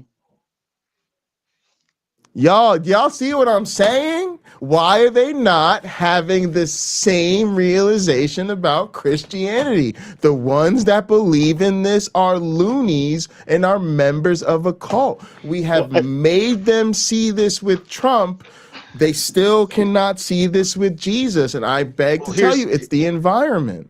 Well, I think one of the reasons may be that church is the reunification spot from week to week. They gather again for church, and then those friendships are rekindled a lot of times or affirmed in some way, whereas there aren't Trump rallies now, right? They hardly happen now. And even towards the end, fewer and fewer people came. It's just a fact. I still think it's social pressure because I'll tell you this. I think the reality for most MAGA is they probably have more frequent contact over MAGA than church. And I say that only because we live in the social media era. 10, 20 years ago, I probably would have agreed with that. The only thing I think is different now is I think if you're really MAGA, especially if you're MAGA on social media, you're in that Trump shit every day. At most, you're in that church shit on Sunday morning. Maybe you're in a Bible study or something like that, you know. And the stakes are higher. The stakes are certainly higher for church. I would agree with that. Because you get heaven, and heaven is forever. It could be a lot of things. I'm gonna stick to the thing that I know to be part of this, because I'm not letting motherfuckers skate. We're not putting it back on them. This shit is on us. We successfully. I'm not gonna let people skate on this. This is history right here. This is history happening. This is history happening. We did not let people skate on that Trump shit, and we changed the environment about what it means to be a Trump supporter. And yes, they're still in insular groups, they're still in cults, they're still in bubbles, but society has let people know we are not fucking with that Trump shit. And we have not done that with Christianity. So yes, it could be a whole every y'all gotta understand. Life is motherfucking nuance. I'm a goddamn anthropology professor. I ain't gonna let people fucking get the game fucked up. Life is nuanced. There's always multiple factors, multiple contributors, multiple theories, but that doesn't alleviate our responsibility and our accountability. We have moral clarity on Trump. We create social pressure around Trump being a liar, Trump being evil, Trump being immoral, Trump being detrimental to society. We should recognize the same moral obligation to recognize that Christianity is a cult, Christianity is evil, Christianity contributes to the downfall of society. These motherfuckers are, matter of fact, care about these motherfuckers. These same motherfuckers that are waking up to Trump and MAGA are still being victimized by their goddamn churches. And people don't care. Why? Because they want to be comfortable. And so that's really where I'm at with a lot of these atheists. I would believe y'all sincerity, but I don't. The reason I don't is because I think y'all do what y'all do because you just want to remain comfortable. And so you insist on finding a way that is comfortable. And since you're only willing to go with approaches that allow you and the other person to be comfortable, you really won't even consider a more radical alternative. And that is why this whole atheist, quote unquote, movement online has been a complete and utter failure. And MAGA actually proves it. MAGA actually shows that atheists have failed. MAGA actually shows that all them debate shows, all them call-in shows, all them fucking lectures, all them books, all them conferences, all them organizations are motherfucking worthless because they have been doing this for eons and ages and fucking decades and since the dawn of the motherfucking internet, and these motherfuckers are not creating any motion, twin. They have no zhuzh, they have no motion, they have no energy, they have no vibe. The shit is dead. It is not fucking going anywhere. Don't believe me? I'm sure as soon as this show's over, probably already, the line is probably on right now, taking useless fucking calls from fucking people who are more or less flat earthers. And really, they just want your fucking money. I'm just calling a spade a spade. They just want your goddamn money. They know their shit is bullshit. That at this point, they've just decided this is just entertainment. And this is a way for us to just make money off a fucking atheist, thinking it's entertaining to laugh at Christians. They know good and goddamn well their programming is not helping the motherfucking things. People in this space are not out to do shit, y'all. They're fucking worthless. They're out here to get clicks and the likes and to grow their fucking channels on YouTube. They do not give a fuck about your humanity. They do not give a fuck about the oppression of marginalized people. Again, they only use marginalized people as a means to shame their political opponents. I said what I said. They only use marginalized people as a means to shame their political opponents. This whole atheist space, yes, the one I've been participating in, useless. I've pretty much unsubscribed for almost everybody. I don't fuck with none of them organizations. We're boycotting all the organizations. But the reality is MAGA has pulled y'all motherfucking card because it shows you that when Americans get fed up with something, when they get sick and tired of fucking something, they change the motherfucking narrative. They stop with the both sides bullshit. They stop being fucking polite and they apply that motherfucking pressure. And when enough of us apply the pressure, the bullshit starts to crumble and people start to see through it because the cost of not doing so becomes too high. We have not done that with Christianity. The fact that we could do it with MAGA and people are waking up with MAGA and they don't see the same thing at their faith means all them atheists you have been following, subscribing to, and believe that they could lead you somewhere have not led you a motherfucking goddamn foot in the right direction. So now they're the crazy ones. Trump fandom sinks by the day. This is the dumbest strategy possible. Trumpism is dead. Trumpism is Without dead. Trump on the ticket, the base won't turn out to vote. So it's like he can get out there and try and hype things up, but he's not going to be on there in 2028. And a lot of them don't like JD. They don't like Peter Thiel. They don't like anyone in that administration. So him going out there without him being on the 2028 ticket and him not being able to get Congress to do anything, it doesn't matter that he's the face of it now. And it's actually a problem. They don't realize Trump lost his true base. That is a very flawed plan because Trump's shine has come off. Love it. I love that one. Now, gang, I'm just fantasizing. I just want to jerk off and splooge all over myself. But can you imagine them saying the shine has come off of Christianity? Nobody's buying this Christian bullshit anymore. But Pocket This was Locker, clearly a scam. statistically, fewer people are attending church. Good. Fewer people are saying they're not affiliated.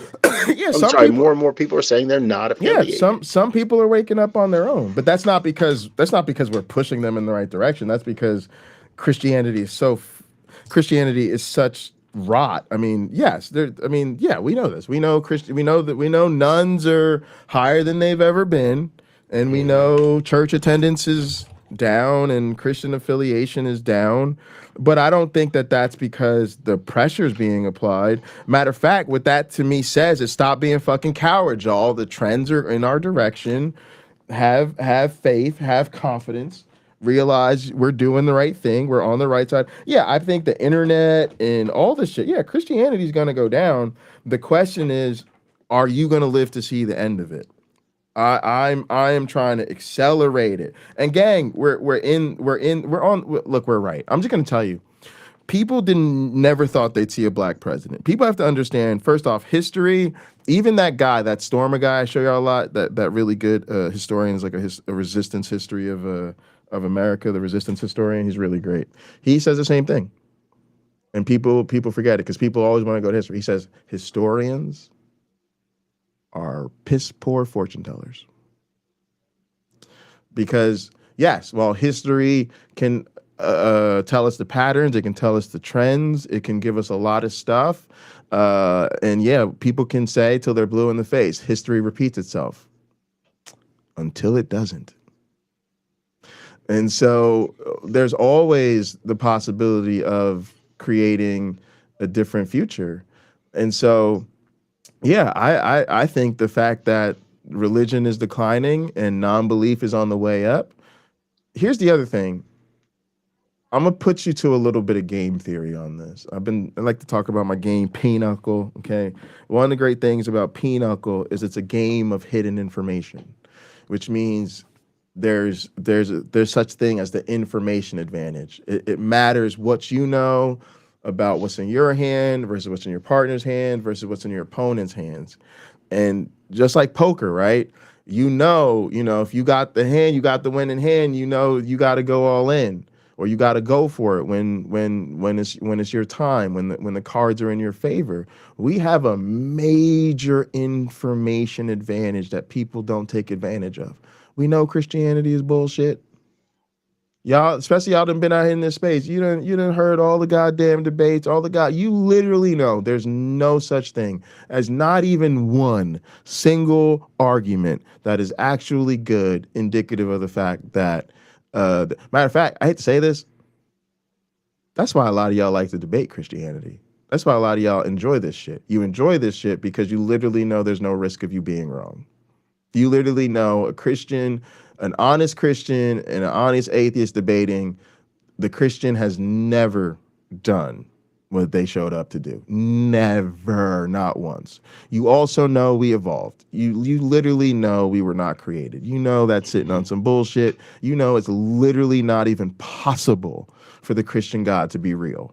Or for that story to be real. You know there's no curse on the earth. You know Jesus didn't fucking raise from the dead. You know virgins don't get pregnant. You know there's no curse on the world called sin, right? That is a fucking information advantage, y'all. When you go into this debate with a motherfucking Christian, shit ain't all sweet.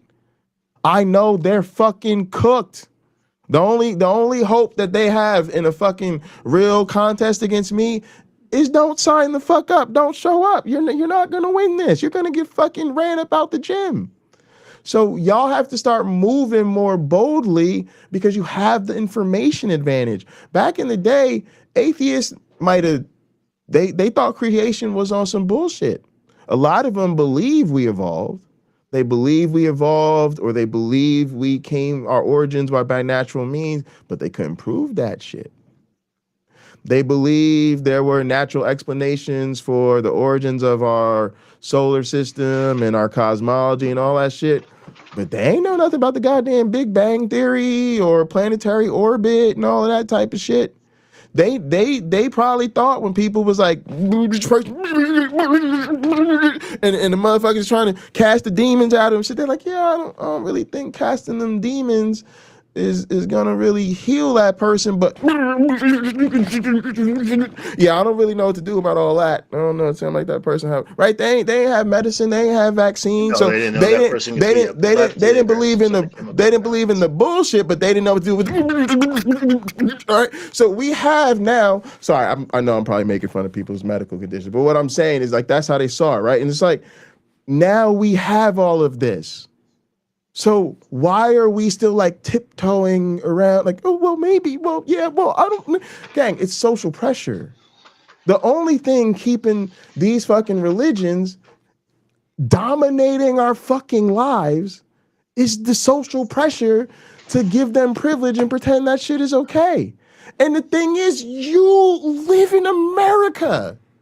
You literally are free to not do that. You don't have to do that. You don't have to believe it. You can, I'm not saying you do this, but literally every time a Christian says, I believe in Jesus Christ, you can say, shut the fuck up, that's a goddamn fairy tale. Again, I'm not saying you should do that, but you can. You can at least say, hey, that sounds nice, I don't. Again, you have every right in the world to do that. And again, in a neutral situation, maybe I'm right, maybe you're right. Hey, maybe I just let it go. But when I got the goddamn information advantage, motherfucker, and I know I'm winning this game, and I know you ain't holding shit, I'm playing every time. Let's go. I'm taking this bid right here. I'm about to win. Stop me. See, that's the problem. Y'all only think of atheism as defense. Oh, when the Christians, if the Christians push back too far, then I'll push back. If they make me too uncomfortable, then I'll say something. If I find myself in an argument with one of them, then I'll go to my shit. Nah, bitch, I'm out here playing offense. Give me the ball. I'm about to score. Christian, stop us. I said you're sitting on some bullshit. Stop me. Stop me. I'm taking over the game. What are y'all going to do about it? I know what you're going to do about it. You're going to whine and cry because you're a little bitch and y'all ain't got it, so you lost. You're going to lose. That's what I'm telling you. You're going to lose. You're going to lose, and then you're going to whine and cry about it. Gang, that's how we got to roll. We got to have that winner's offensive mentality. I'm not playing defense. Give me the ball. I'm about to dunk on your ass, MJ style, with my nuts hanging all up on your forehead. It's going to be a whole poster on your wall with my atheist nuts all over your Christian forehead, and that's going to be on your child's bedroom, me posterizing. Sorry, I'm getting too out of control with my sports metaphors. Let's roll. Trump brand has lost a lot of value. This isn't a good idea because Trumpism is dead and Trump has no one to blame but himself and those who surround him. Nobody wants to vote for compromised MAGA, Make Israel Great Again. And I don't think they've come to terms with that. Unless Trump cuts income tax, I don't think... All right, Dave said it's practically, somebody else highlighting this, it's practically an endeavor rooted in futility to attempt a rational debate with a Christian. We argue with the data and empiricism. They argue on the grounds of personal feeling. And see, Dade, I feel like that is the conversation. Sorry, I'm out of breath from acting a fool. But nah, Dade, we got to say that, right? Like, for instance, I love your channel. I love your content, right? So I would tune into one of your debates because I fucks with Dade, even if you could tell me up front, this conversation ain't going nowhere. I just want to fucking debate this Christian. I would probably watch it because Dade's an entertaining dude. And power to my melanated people out here. But also, if I could hear Dade argue, does Christianity endorse slavery or objective morality or the Kalam cosmological argument versus they just saying, yo, I'm gonna sit down with a Christian, and what I'm gonna do is I'm gonna just tell this Christian, honestly, Christian, thanks for showing up today. I'm really glad you called into the show. But listen, here's how I feel, man. I really feel like it's practically an endeavor rooted in futility to attempt a rational debate with a Christian. Because I feel like as atheists, we argue with data and empiricism, and y'all argue on the grounds of personal feeling. I'm like, yo, give me the popcorn, get me the whiskey, get my weed. Yo, I'm about to screen share in motherfucking Work Adventure. Fuck it, I'm double screen sharing in Discord. I'm dropping the link in all the servers, right? Because I'm here for that conversation. That is such an honest and direct, real conversation. Christians, why is it that when we talk to y'all, we come with data and empiricism and y'all come arguing personal feelings? That's literally what I'm saying, man. That's the change. It's like, let's start having the real conversations. And I consider that putting us on the offensive foot. I'm not going to sit here and have some Christian pick some weird random topic that's about some philosophical bullshit. Instead, I'm going to lay down the gauntlet. I'm going to state my offensive case, and let's have this real conversations about why my facts should care about your feelings. And I'm like so much here for that. Like, to me, let's start having those conversations. I would like, subscribe, and super chat. The conversations about does the Bible endorse morality or whatever, I'm fine skipping out on that one. I'll vote for the GOP at all. Because of people like Susie Wiles and Trump being a wheeler and dealer with no integrity, he will get booed out of every rally. Go ahead and try it. Kyle said, when the things written into our Constitution are not written by a cultural, diverse collective with its best interest for all, then I'll listen. Yeah, I think that's another thing. Another thing that Christianity does is it just makes us believe in patriarchal society and the sacred patriarchs that we accept with it. And the same thing happens with the founding fathers. Like we literally worship and idolize and lionize these men that literally pretty much none of us here in this chat would be able to vote if it were up to them. And we just have this really old, crusty constitution, and we just love it because, again, these religions make us think that somehow old texts are better because they encapsulate a sacred wisdom that should be more authoritative. That's what they're saying, right? Let's be honest. They're saying that sacred wisdom captured historically is more capable of governing the modern world and modern problems than modern people living in the moment. And so again, because we won't have the uncomfortable conversation about religion, because that's how you get it. You want a new constitution? Attack the Bible. I said what I said. You want a new constitution? Attack the Bible. Because without attacking the Bible, you're never going to get rid of the notion of founding fathers and the sacredness of those founding fathers. You get people to leave alone the Bible bullshit and realize, yeah, we shouldn't really let texts from thousands of years ago written by men who didn't give a shit about most of society and endorse slavery dictate our morality.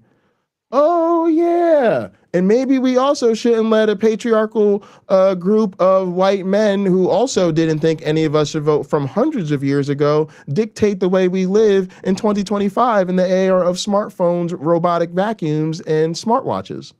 They didn't think women should vote. They didn't think the slaves should be free.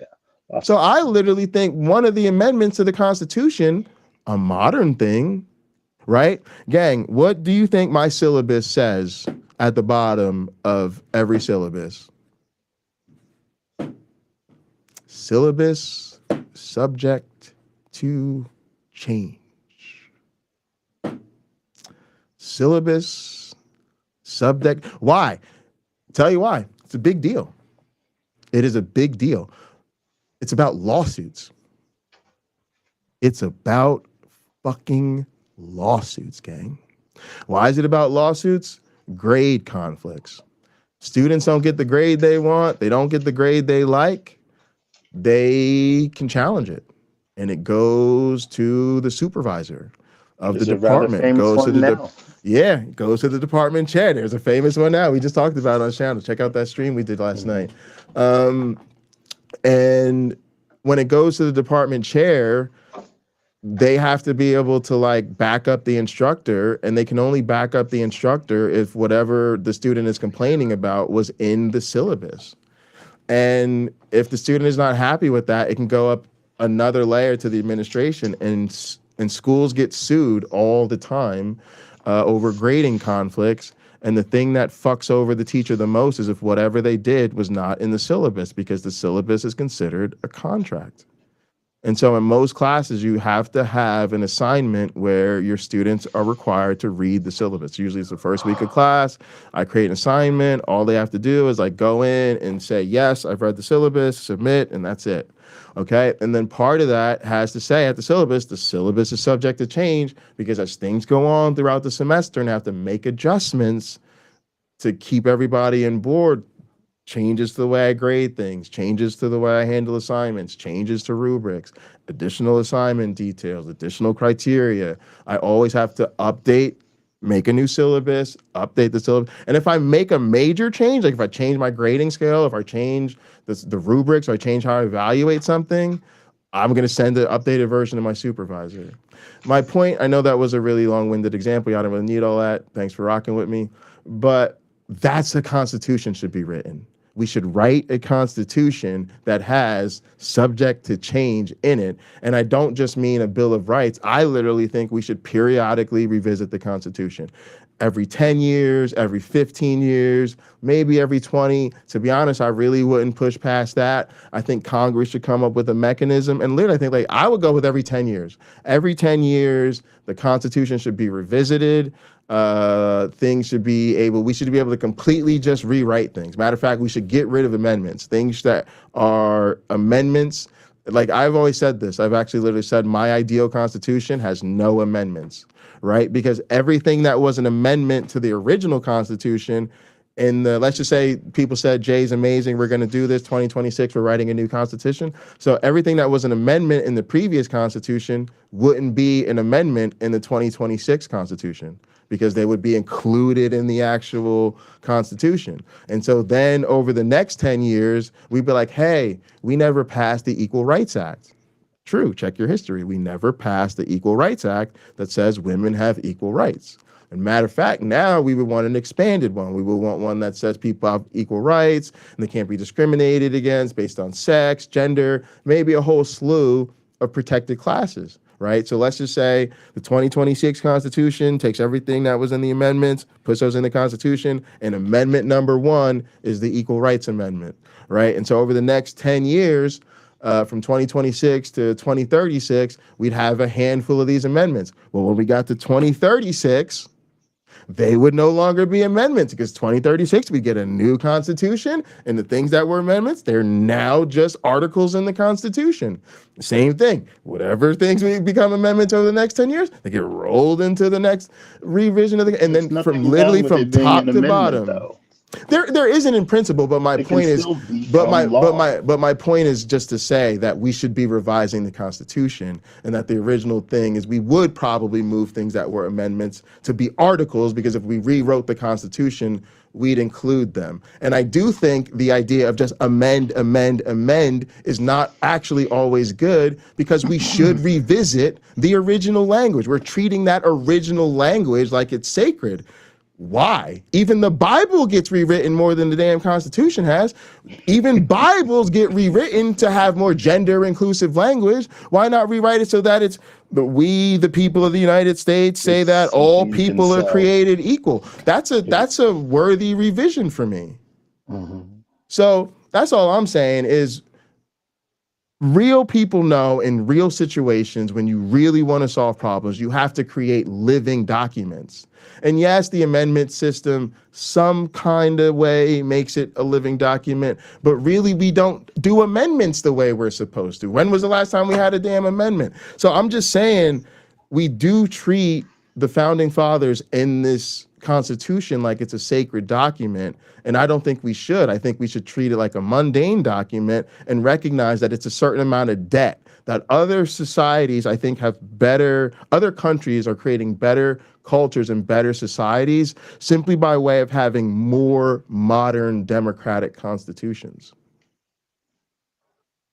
Almost makes me want him to do them so that we can show up and just boo his ass. Although it sounds like a lot of them are going to do that for us. Yeah, subscribe to Dade Murphy if you haven't, man. I like Dade's content for real. Susie Wiles effing sucks, and Trump the con man has lost his base. People still aren't going to vote GOP. Let them waste their money. The "you work for us and not Israel" message will be heard very clearly come the midterms. Lie on the campaign trail, you lose your job. Bros going to jail for life. Roll out the pandering rhetoric. I hope this clown gets booed off stage. If he does, that will give me hope for the future. So arrogant, it's too late. You ignored everyone and everything. It's over. I'm just fantasizing about hearing them say this about their pastors. I just can't wait to show up on Sunday morning. I hope dude gets booed off stage. You ignored everyone and everything. Like, I'm literally just over here fantasizing, splooging all over myself. Would Rondo be replacing the communion wine at such a I'm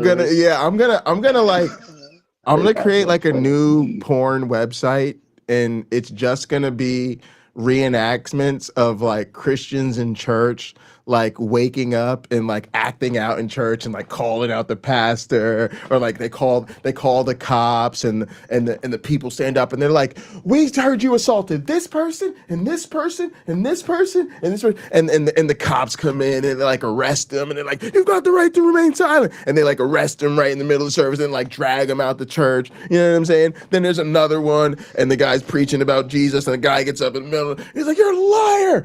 Jesus didn't die for any," right? And it's just fantasy. It's just total fantasy. And it's just, and atheists, I just want you to subscribe, and we're gonna watch it, and we're gonna splooge all over ourselves watching Christians take accountability.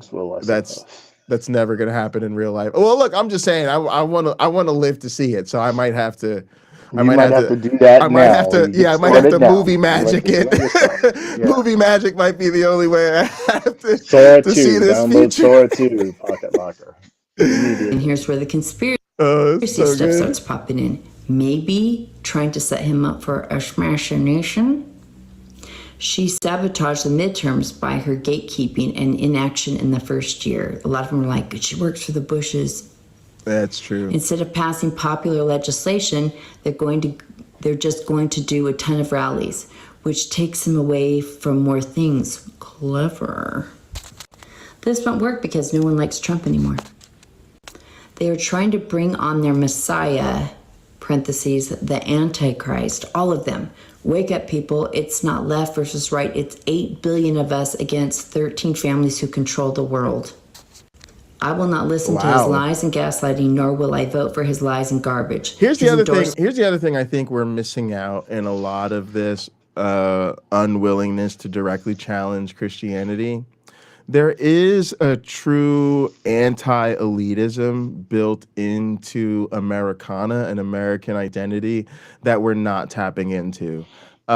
We did a stream the other night about Rednecks to the Front, about the real history of the term redneck, and it being about class solidarity and a multi-ethnic, multi-racial group coming together, and it was about workers revolting against the powerful and the history of armed resistance in the United States, right? But we don't tap into that. Instead, we tap into the country bumpkin, white racist stereotype.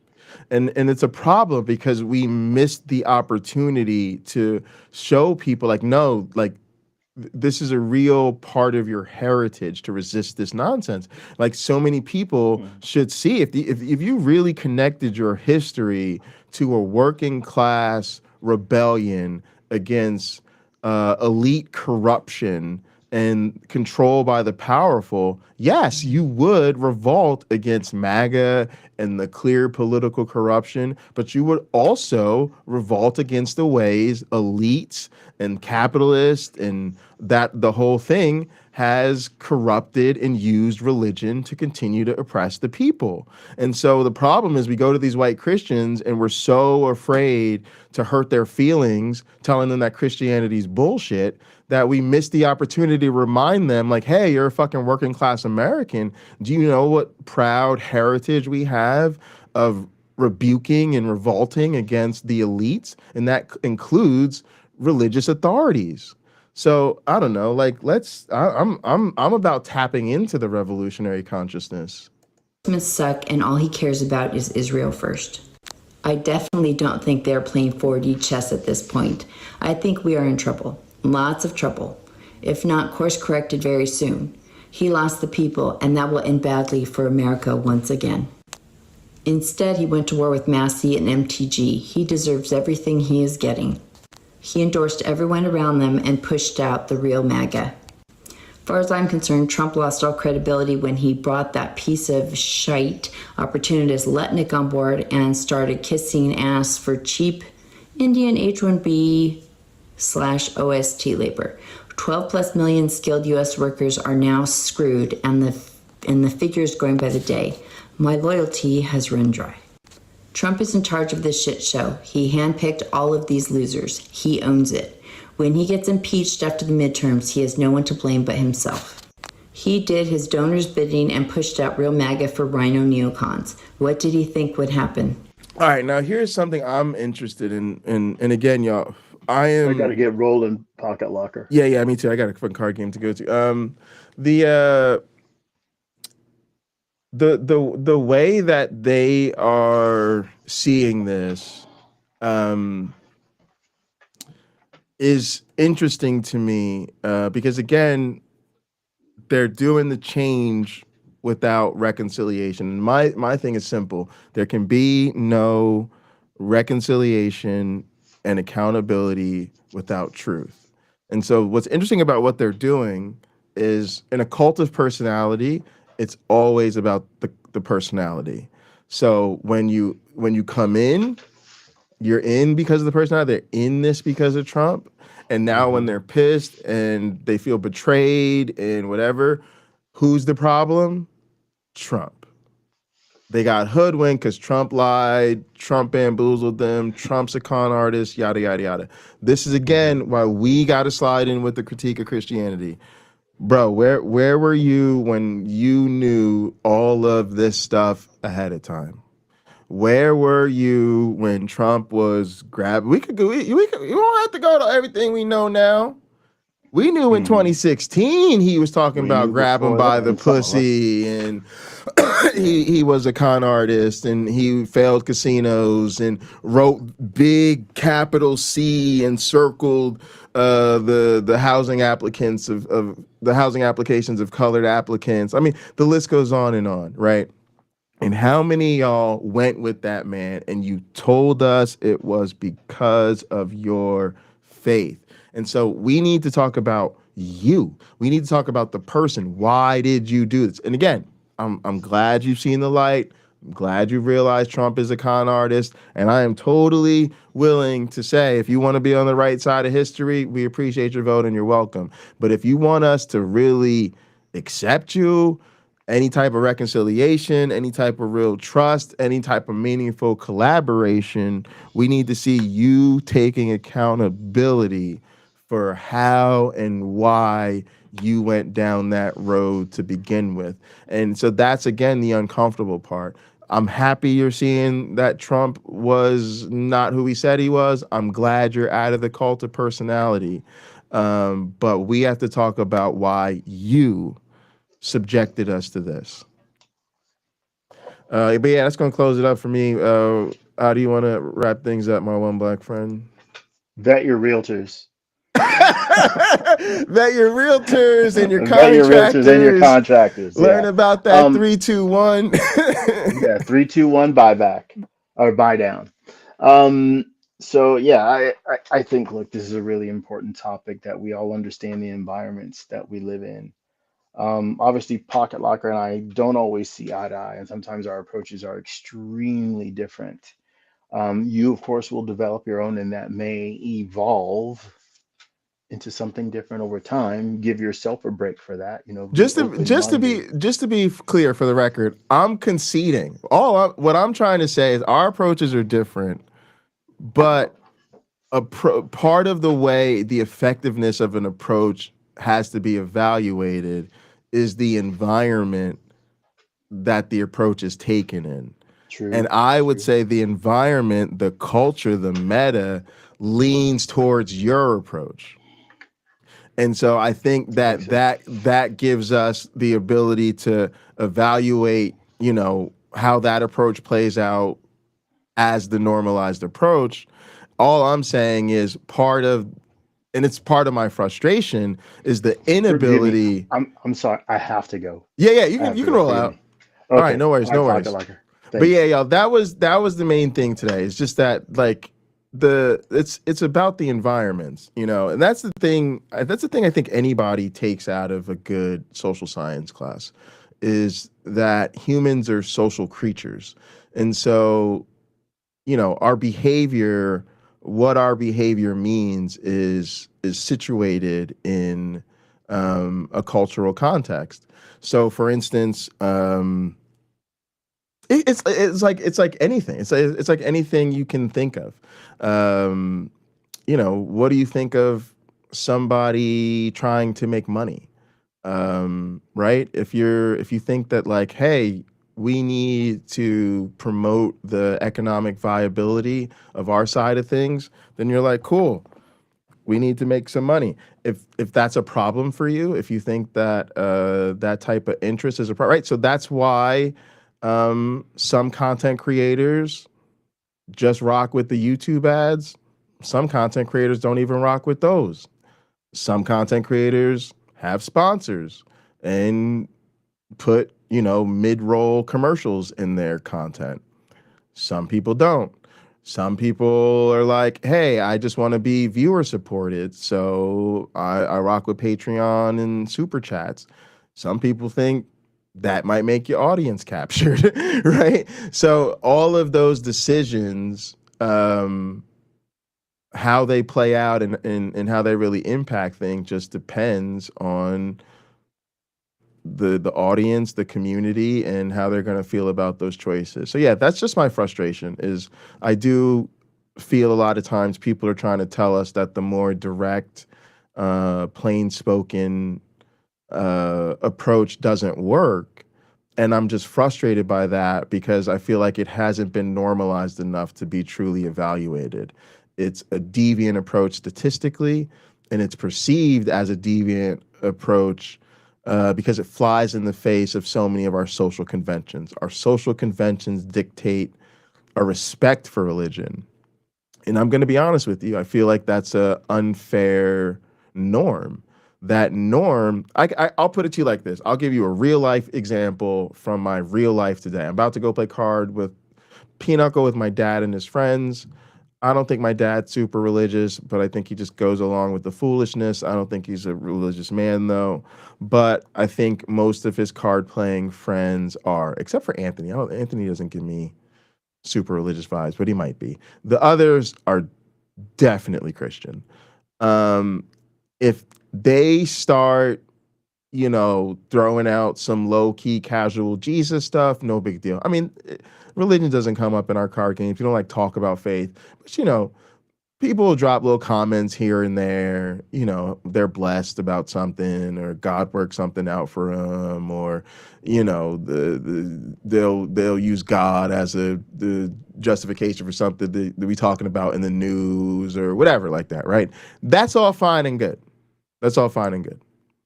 But if I were to respond to one of those comments with like, yeah, I just think that's kind of a fairy tale. It doesn't really make sense to me. Like, sorry, I just don't believe a God actually exists. like people would think I'm rude as hell. People think I'm rude, like I'm mean, like why am I being all why am I being weird, right? Like it would be seen as a really deviant behavior, right? Now, most atheists in that situation, you just shut up, you just don't say anything. Now, maybe if somebody were to ask you, well, hey, are you a man of God, or what church you go to, or what denomination, and you were to say like, oh, sorry, I'm not really a religious man, right? Like a lot of people would say that, like they wouldn't even say, they were just like, or like I'm not, yeah, I don't really go to church a lot, but whatever, right? Like it's now if they come all the way and they're like, well, actually I'm an atheist, they're like, what, an atheist kind of right? Like that. So that's what I mean, y'all. Like we can't act like these different approaches are just exist in a vacuum and we can just try one 100 times, try the other 100 times and see where we land. Like, no, that's such a totally uneducated, like, thought way of thinking about it. You have to understand, like, the environment matters. And those of us that are really more comfortable with a more direct atheism, like we're seen as deviants. We're seen as people who were rocking the boat and making people uncomfortable. And so it's totally normal. As far as I am concerned, Christianity's fucking obviously evil and obviously bullshit and obviously not true. But we treat it like it's cute. People say, oh, God bless me, and oh, praise God, our fucking football team scored a touchdown or whatever. Like, literally, we treat that like that's fine, that's cute. But if I just say, I don't know, like I don't actually think God exists, and if he does, shouldn't he have more important problems to be taken care of right now than making sure the Atlanta Falcons don't win?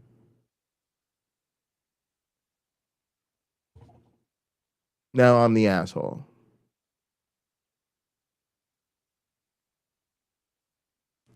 And largely, to be honest, just to wrap up kind of with what we were talking about today with regard to MAGA, a lot of times it was the same thing politically. Somebody came out and said they're anti-LGBTQ, but it was just because they're Christian. We were kind of supposed to let that slide. If they said some little racist shit, that was kind of supposed to slide. And,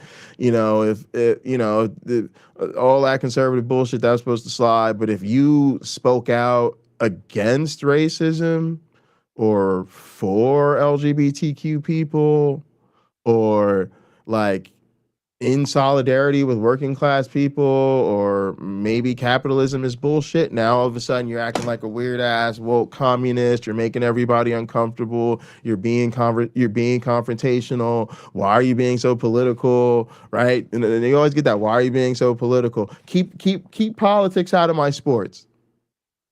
President Trump has a fucking UFC event on the White House lawn. Seal clapping. President Trump gets a fucking red carpet treatment, gets a fucking fighter entrance at UFC events, and motherfucking fighters win their fucking championship, and they go over to Trump and like fucking bow before him. They clap like fucking seals. The NFL puts a strip that says "End Racism" on the back of a helmet.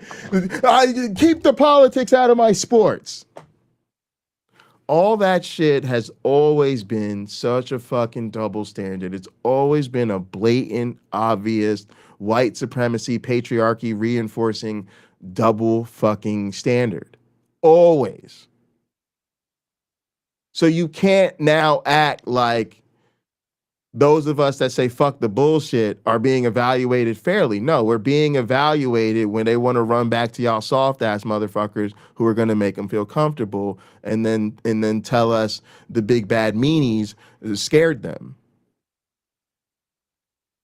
So in order to see if our approach works, y'all have to stop being such fucking cowards. Y'all have to actually say, yeah, they're right. And then stand on business. Y'all have to start telling them it's a fairy tale. Y'all have to start showing up for Thanksgiving dinner. When 5 out of 100 atheists cut their families off for sitting on that cult bullshit, they're the mean ones. When 85 out of 100 atheists tell their family enough is enough, leave the cult or I'm out of this shit, that's going to change the world, y'all. So my argument is not about evaluating the effectiveness of the direct approach versus the kind approach. My argument is about the effectiveness of changing the cultural environment, changing society, reforming the norms. That is what we have to do. That is the goal. It's not about Dade coming up with some fucking flavor in your ear. Trust me, we know we black, we know we cool, we know we got it going on, we know we're right. Yeah, we bring a little pizzazz, a little style, a little flair, we put a little seasoning in the gumbo, okay? It ain't really about that at the end of the day. At the end of the day, it's about changing how society privileges this bullshit and saying, we're not going to do it anymore. It's about the I've had it vibes, okay? I like to shit on them sometimes because I feel like, you know, they're blowing up and I'm jealous because, like, yo, we roll with that. That's how we get down. That's how we talk about issues. That's how we talk about politics. We've been that way. And everybody was telling us we too rude. We gotta stop blacking out on people. We fucking the game up. But now that I've had it, ladies, they like, fuck all that bullshit. Listen, let me tell you about these little beta male fucking closeted fucking failed drag queens and shit, right? They be going off on fucking MAGA. And everybody's like, they fucking love it, right? Because it's the wine moms vibe. You know, their whole book, what is their book called? Life is a lazy Susan of shit sandwiches, right? So they're taking that kind of hearty, kind of Americana lady next door thing and being like, yo, fuck the bullshit, man. We tired of this MAGA shit, right? And it's blowing up. Why? Because it's a motherfucking vibe, right? And the reason there's an audience for that is because, again, the meta is shifting politically. Y'all catching me real little post-stream breakdown real quick, because this is some shit I actually been meaning to talk about, right? Because it's all very connected. And I'm going to shift it to electoral politics real quick. And you'll see the importance. We kind of have a misunderstanding of who is leading in society. We see who gets elevated, who gets the platform, who gets the success, who gets the powerful position, who wins the election, you know, who's got all the subs, who's selling books, who's selling merch, who's getting MSNBC, CNN interviews, whatever, or MS Now, whatever the fuck it is. And so it creates kind of the illusion that these people emerge and then the success is created as a result of their emergence. That's not really how it works. The market, the demand has to come, the demand comes essentially before the supply. I know that's counterintuitive. The base has to be there for a particular type of candidate to become viable. The audience has to be there for a particular type of show to be successful. So even though it seems like this audience wasn't here and this successful show didn't happen until this person showed up, that's just a consequence of the way it plays out, of the temporal nature of the dynamics. In other words, there isn't a show until there's a show. And so since people don't realize that there's an audience for a particular type of show to be viable, they don't realize that until the show happens. They think, oh, well, then the show must have created that. And it's like, no, actually it was there, and the producers and the people who monetize it realized, oh, there's enough of a demand there that a show of this type is viable. And I know it's not quite that way on YouTube because, you know, people making their own shows or making their own podcasts. It's not like, the corporate overlords making these decisions, but it's the same type of thing, right? Even with Mamdani, right? People will kind of misread the Mamdani situation and think, oh, like the emergence of Mamdani created this sort of viable sort of sock dem reality where he could become the mayor of New York City and maybe go on to future leadership and prominence in our political scene. And I'm a big supporter of his and what he's doing, right? But the reality is that base was there, that demand was there, that electorate was there, and then a candidate could come along and mobilize it, right?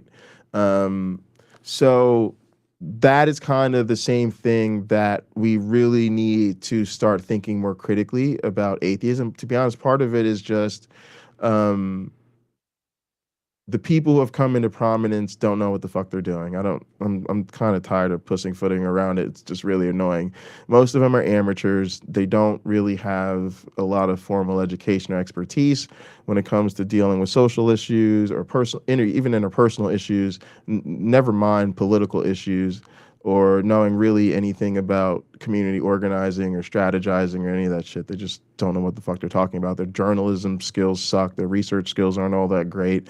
And honestly, most of them are like converted ministers or like converted people who are going to be apologists, or you know what I mean? Like it's and again, I know we all have our own backgrounds. I used to be a minister too, right? But I also have a lot of education and real life experience that I bring to the table with things I talk about. So I'm fortunate, I guess, in that way, that I'm interested. I don't know, to me it's natural.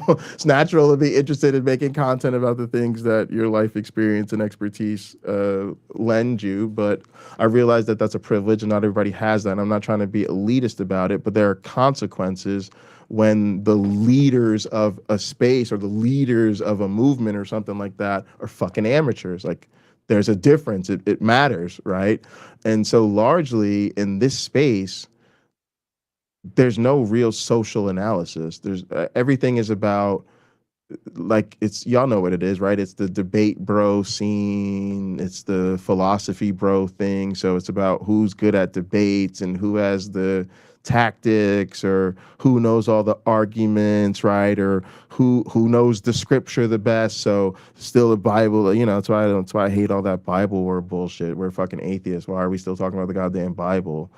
But again, atheists want to focus on how to win these fucking debates and win these fucking arguments. So they're essentially still fucking focusing all their shit on fucking philosophy and theology, right? And so when we're sitting around going, hey, we're trying to do secular atheist shit to end the dominance of religion in our lives and in our society. And so yeah, dumbass, that means we need to kind of change the motherfucking world so that it's lit. I'm not being metaphorical. No, we need to actually change the world that we live in so that it is more livable for us. These motherfuckers are like, well, I could tell you how to win the best arguments against Christians. I could tell you how to tell you how to shut down the argument from contingency, right?